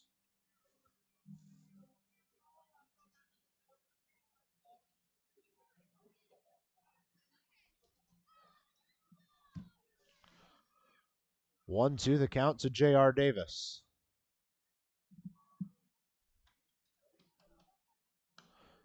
And he sends another one foul up and over the ballpark here and out towards the parking lot. Count remains at 1-2. 20 hits combined. 20 runs combined, 29 combined base hits in this game.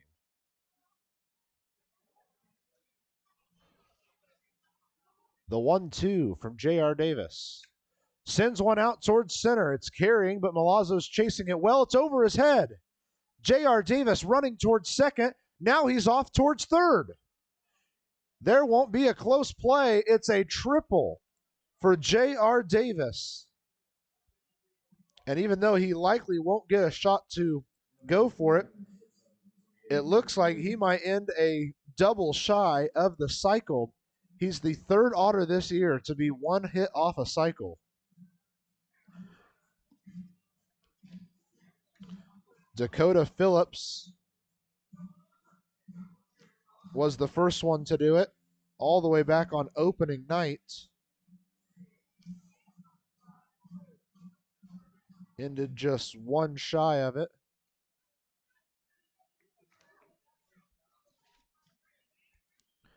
As the first pitch comes home to Khalil, and he has a hefty swinging strike one, infield playing in on him. Have to search for which one the second one was. It was here in these last couple weeks in one of the home games.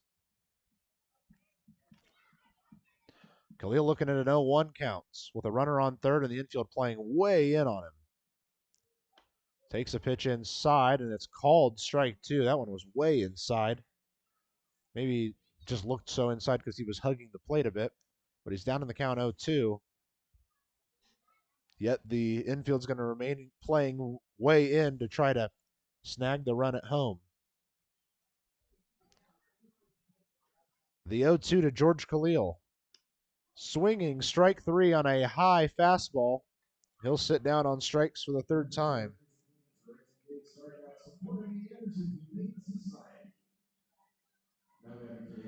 That will bring up the catcher, Justin Felix.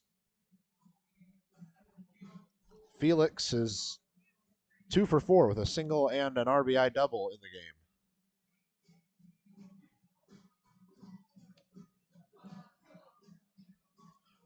Otters have a man just 90 feet away from adding another run of insurance.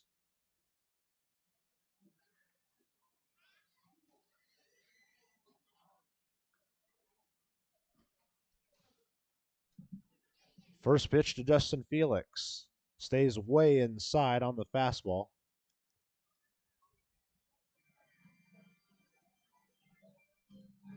So the 1-0 count to Justin Felix has him having to once again work at the plate ahead in the count. Though the last time he was up, he started off 2-0, and then the count ended up evening up at 2-2. The 1-0 to Felix. Hefty swinging strike one, and that evens the count at 1-1. Just barely undershot that ball.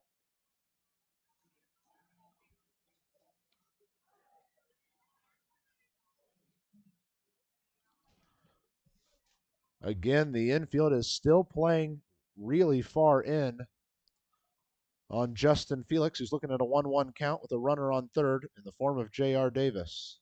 He led off the inning with a triple. 1-1, push towards the right side. It'll end up in the parking lot. Count at 1-2 now for the catcher, Felix.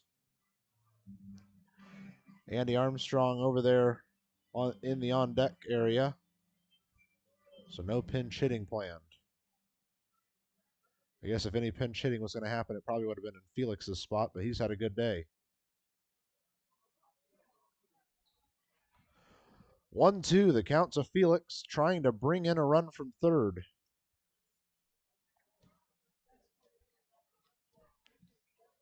The 1-2.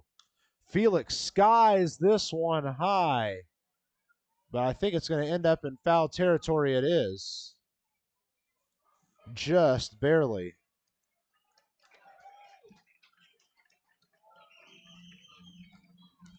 So far this year, Felix has 3 RBIs with a runner on third and less than 2 outs. He'd love to add to it.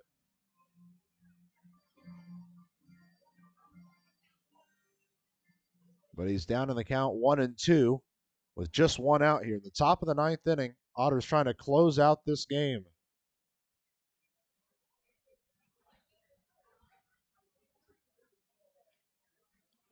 Long wait between some of these pitches. Thompson has his counts. The 1-2 to Felix. Strikeout looking. Felix watched it all the way in, and it's his second strikeout of the game. Back-to-back Ks from Daryl Thompson, and after a leadoff triple, back-to-back outs have Andy Armstrong headed to the plate. He's 0 for 3 with 2 strikeouts, a groundout, and a sacrifice bunt RBI in the game.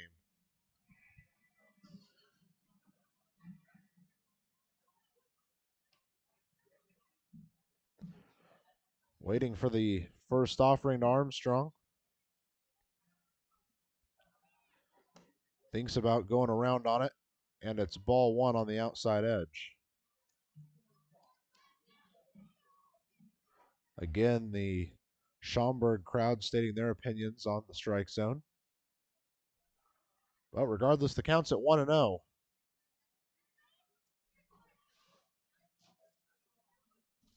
Pitch on the way from Thompson. Swinging strike 1 on a high fastball, counting it's up at a ball and a strike. Top of the 9th inning here, Otters still lead by 2 runs, but they're trying to bring home J.R. Davis from third to add an extra run of insurance.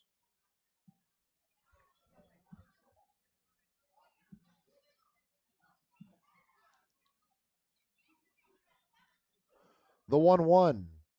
Armstrong pushes it to the right side and foul off the netting.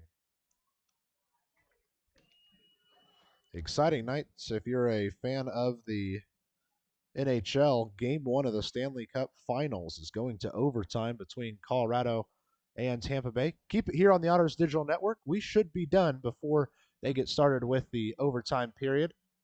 Don't worry, you can still get back to your hockey, but we hope you'll stick with us to the end of this one. Armstrong looking at a 1-2 count with 2 outs and a runner on third, trying to bring him home and add some insurance. The 1-2. Swinging strike 3, and it's back-to-back-to-back Ks for Daryl Thompson. We head to the bottom of the 9th inning.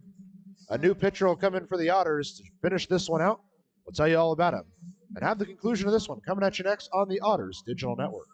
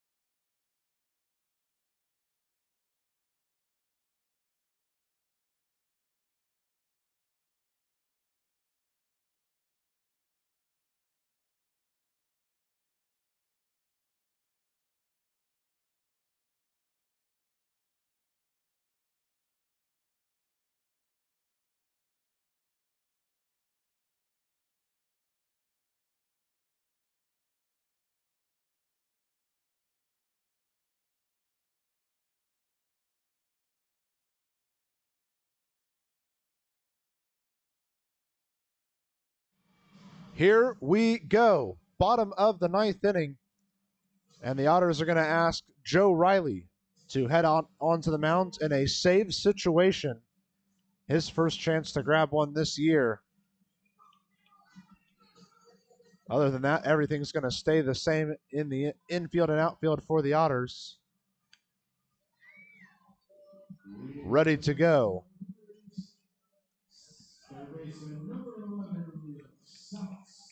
Due up for Schaumburg in the half inning will be their 3, 4, 5 hitters of William Salas, Matt Botcher, and Chase Dawson. William Salas, 1 for 3 with a single in the first inning, a walk in the 6th. He stole second in both occasions, but was left there both times.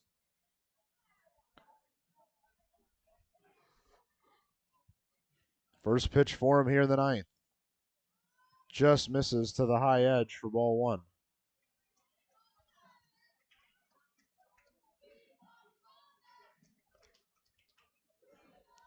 1-0 to William Salas from Joe Riley. Catches the high outside corner, and the count evens up at a ball and a strike.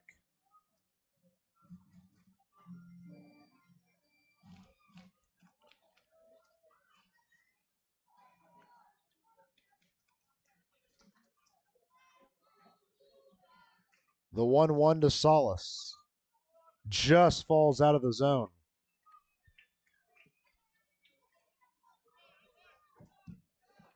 Big pitch here for Riley to get himself back in the count.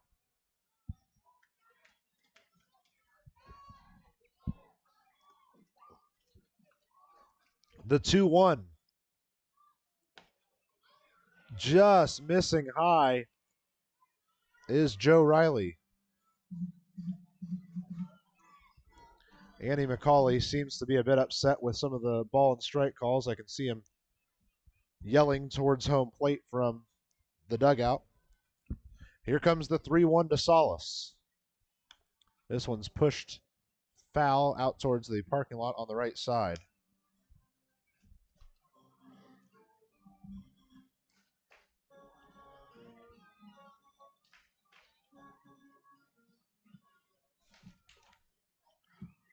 Three, 2 the count to William Salas. Joe Riley really needs to start this inning with an out. Payoff pitch. Sits on a line towards the left side, but it's foul. J.R. Davis just tosses it into his own dugout after the foul ball call. Count remains at 3-2 with no outs here in the bottom of the ninth inning. Schaumburg trails by 2.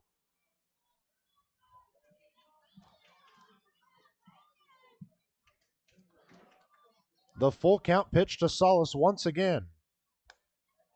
Just misses high and outside. It's a leadoff walk for Salas.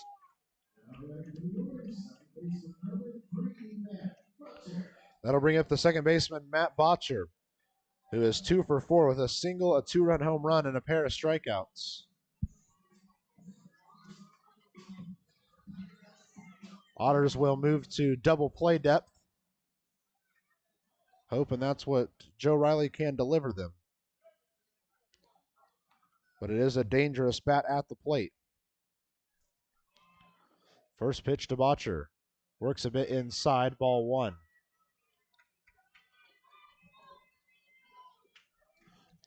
Outfield is playing straight up for the Otters out there.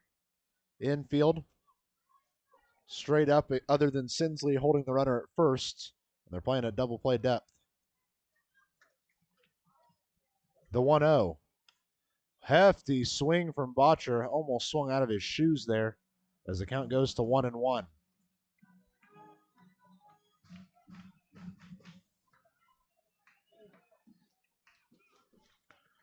One and one. The count to Matt Botcher.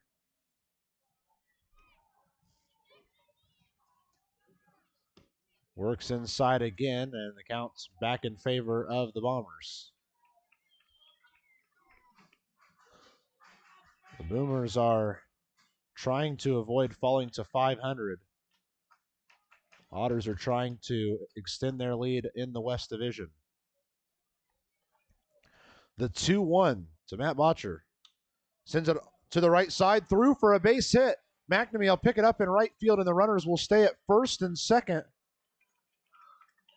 Both of the first two have gotten on base against Joe Riley here in the bottom of the ninth inning. So now the first baseman, Chase Dawson, who represents the winning run, heads to the plate. He's 2 for 4 with a 2 for 3 with a double, an RBI triple, a walk, and a flyout. Otters need an out from Joe Riley.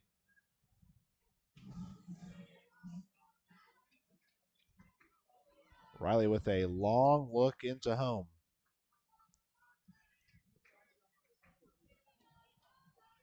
A wait before the first pitch. On its way to Dawson. Sends it out towards center field. Gordon chasing back, hauls it in for the first out. They're going to try to advance the runner, and they will. Runners now on the corners with 1 out.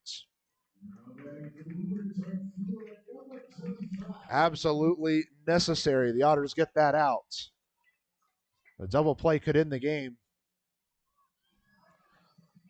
Heading up to the plate is the right fielder, Clint Hardy, who is 2 for 3 with a single, RBI double, walk, and a strikeout.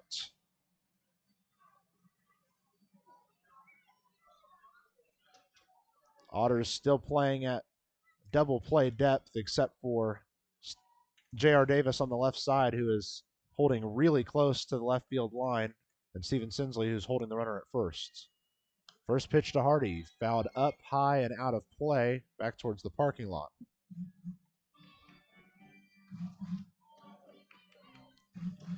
Joe Riley trying to close out this game. Does look like Tyler Spring is going to start loosening up out there just in case he needs to warm up. 0-1 to Clint Hardy. Sent right back up the middle. Through for a base hit. Khalil can't get to it in time, and there's runners on the corners after an RBI single. And the Otters' lead is down to just 1. Khalil got oh so close over there. Ended up just shy of picking that ball up.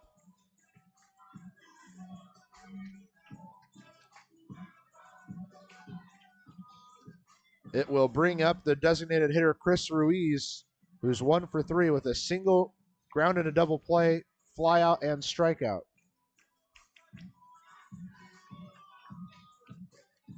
Runners on first and third with 1 out for Schaumburg. Tying run at third, winning run at first.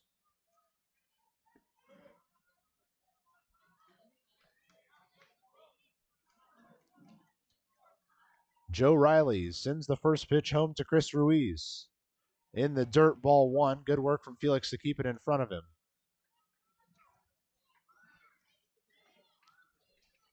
Otters have got to find a way to keep their pitcher composed in this situation. Cannot afford a wild pitch. Riley ready for the 1-0. Catches the low inside corner, and the count evens up at a ball and a strike.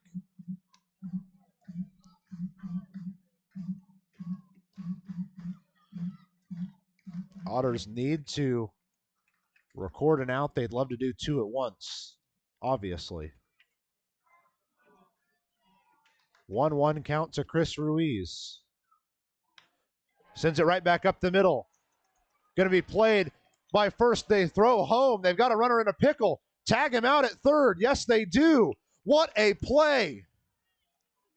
It's picked up by Armstrong. He goes home to Felix, who goes out to Davis at third, and he tags him out. 4-2-5 on the putout, and a run does not score. That's one of the heads-up plays of the year for this infield, and they've had a ton of them.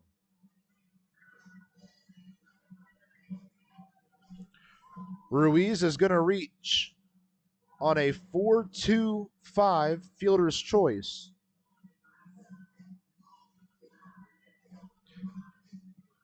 Caught in a rundown at between third and home is Matt Botcher. And there's runners on first and second with 2 outs. Joe Riley just needs 1. It brings up the catcher, Nick Odo, who is 1 for 4 in the game with a single. First pitch to Odo. Takes it in the high inside corner for strike 1. He doesn't like the call. Schaumburg faithful don't like it either.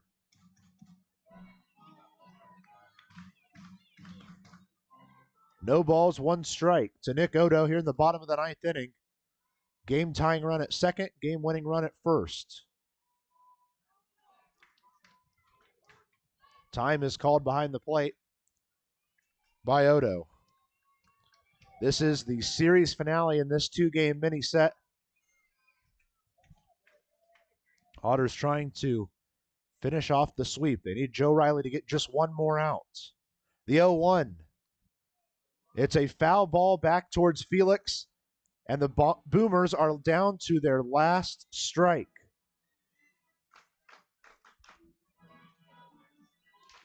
This is time where the Otters need Joe Riley at his best. Just need one strike from him.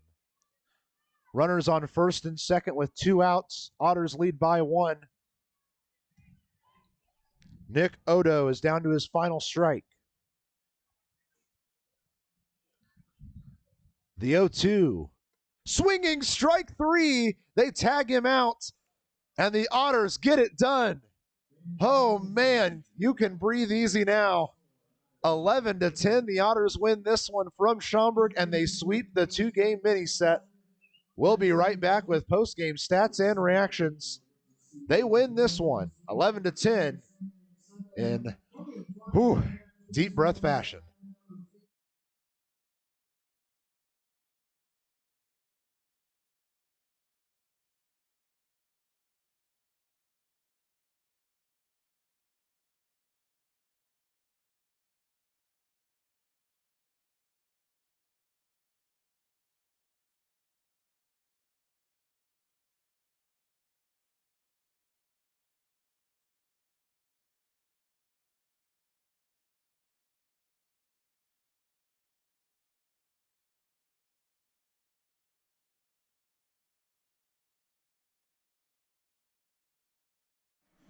And for the final time this week, we welcome you into Wintrust Field in Schaumburg, Illinois, where the Evansville Otters have come out on top in a really, really scary fashion. It took till the very last second to get it done here. Logan Sawyer came in the 8th, got it done. They asked Joe Riley to come in the 9th. Was a little scary, but he did end up getting it finished up. Otters end up winning 11-10, out hitting Schaumburg 17-15. The big story of the game, a three home run game from Zack Biermann. All of them solo home runs, and according to our Director of Communications, Preston Leinenbach, it is the 3rd 3-homer game in Otters history, we believe. That was on top of a couple other home runs. Sinsley had a 3-run home run. Davis had a 3-run home run. A ton of offense in this one. Both of the starters went a long time in this, a lot longer than I thought some of them would last. But the good thing is for both of these squads, they get a day off after this, can rest up before their weekend series for either side. We take one final look through the box scores for both sides. Who's worth noting? Jake Polancic is going to get the win out of the bullpen. It's his 2nd win of the year. As for the loss on the Boomers side, it'll be the starter Carl Arjona who takes the loss, his 3rd loss in a row. Not at all where he wants to be at this point of the year. Looking for an opportunity for him to bounce back at some point. Joe Riley is going to get the save, his 1st of the year. A little unconventional to see Sawyer in the 8th and Riley in the 9th. Usually it's the other way around, but it didn't end up mattering tonight. Otters were able to finally get it done after a very close finish in this one. A couple of final scores around the league we want to touch on. Washington defeats Joliet 11-3. Sussex County defeats Empire State 18-8. And New York gets a 6-1 win against Quebec. That is a huge win for New York, and Quebec drops just their 6th game of the year. That's it for this 2-game set here at Schaumburg. The 2-game set was just so that the Otters could make room for the extra game they'll play at Gateway in a few weeks' time. The Otters are going to get tomorrow night off. You get tomorrow night off. Don't have to worry about tuning into the Otters game. Don't have any fears. We'll be right back at it on Wednesday night as the Otters host Lake Erie for a 3-game set. Friday, Saturday, and Sunday there at historic Bosse Field in Evansville. You can buy your tickets now at evansvilleotters.com. If you'd like to join us all weekend long, should be a fun series against a Lake Erie team that the Otters swept just a few weeks ago. For all of us here at the Evansville Otters, I'm Matthew Will. Thanks for joining us for another edition of Otters Baseball live here from Wintrust Field in Schaumburg, Illinois. I'll talk to you again Friday night with Bill McEwen by my side as the Otters get started with a 3-game set against the Lake Erie Crushers. Have a good evening, and I'll talk to you on Friday night.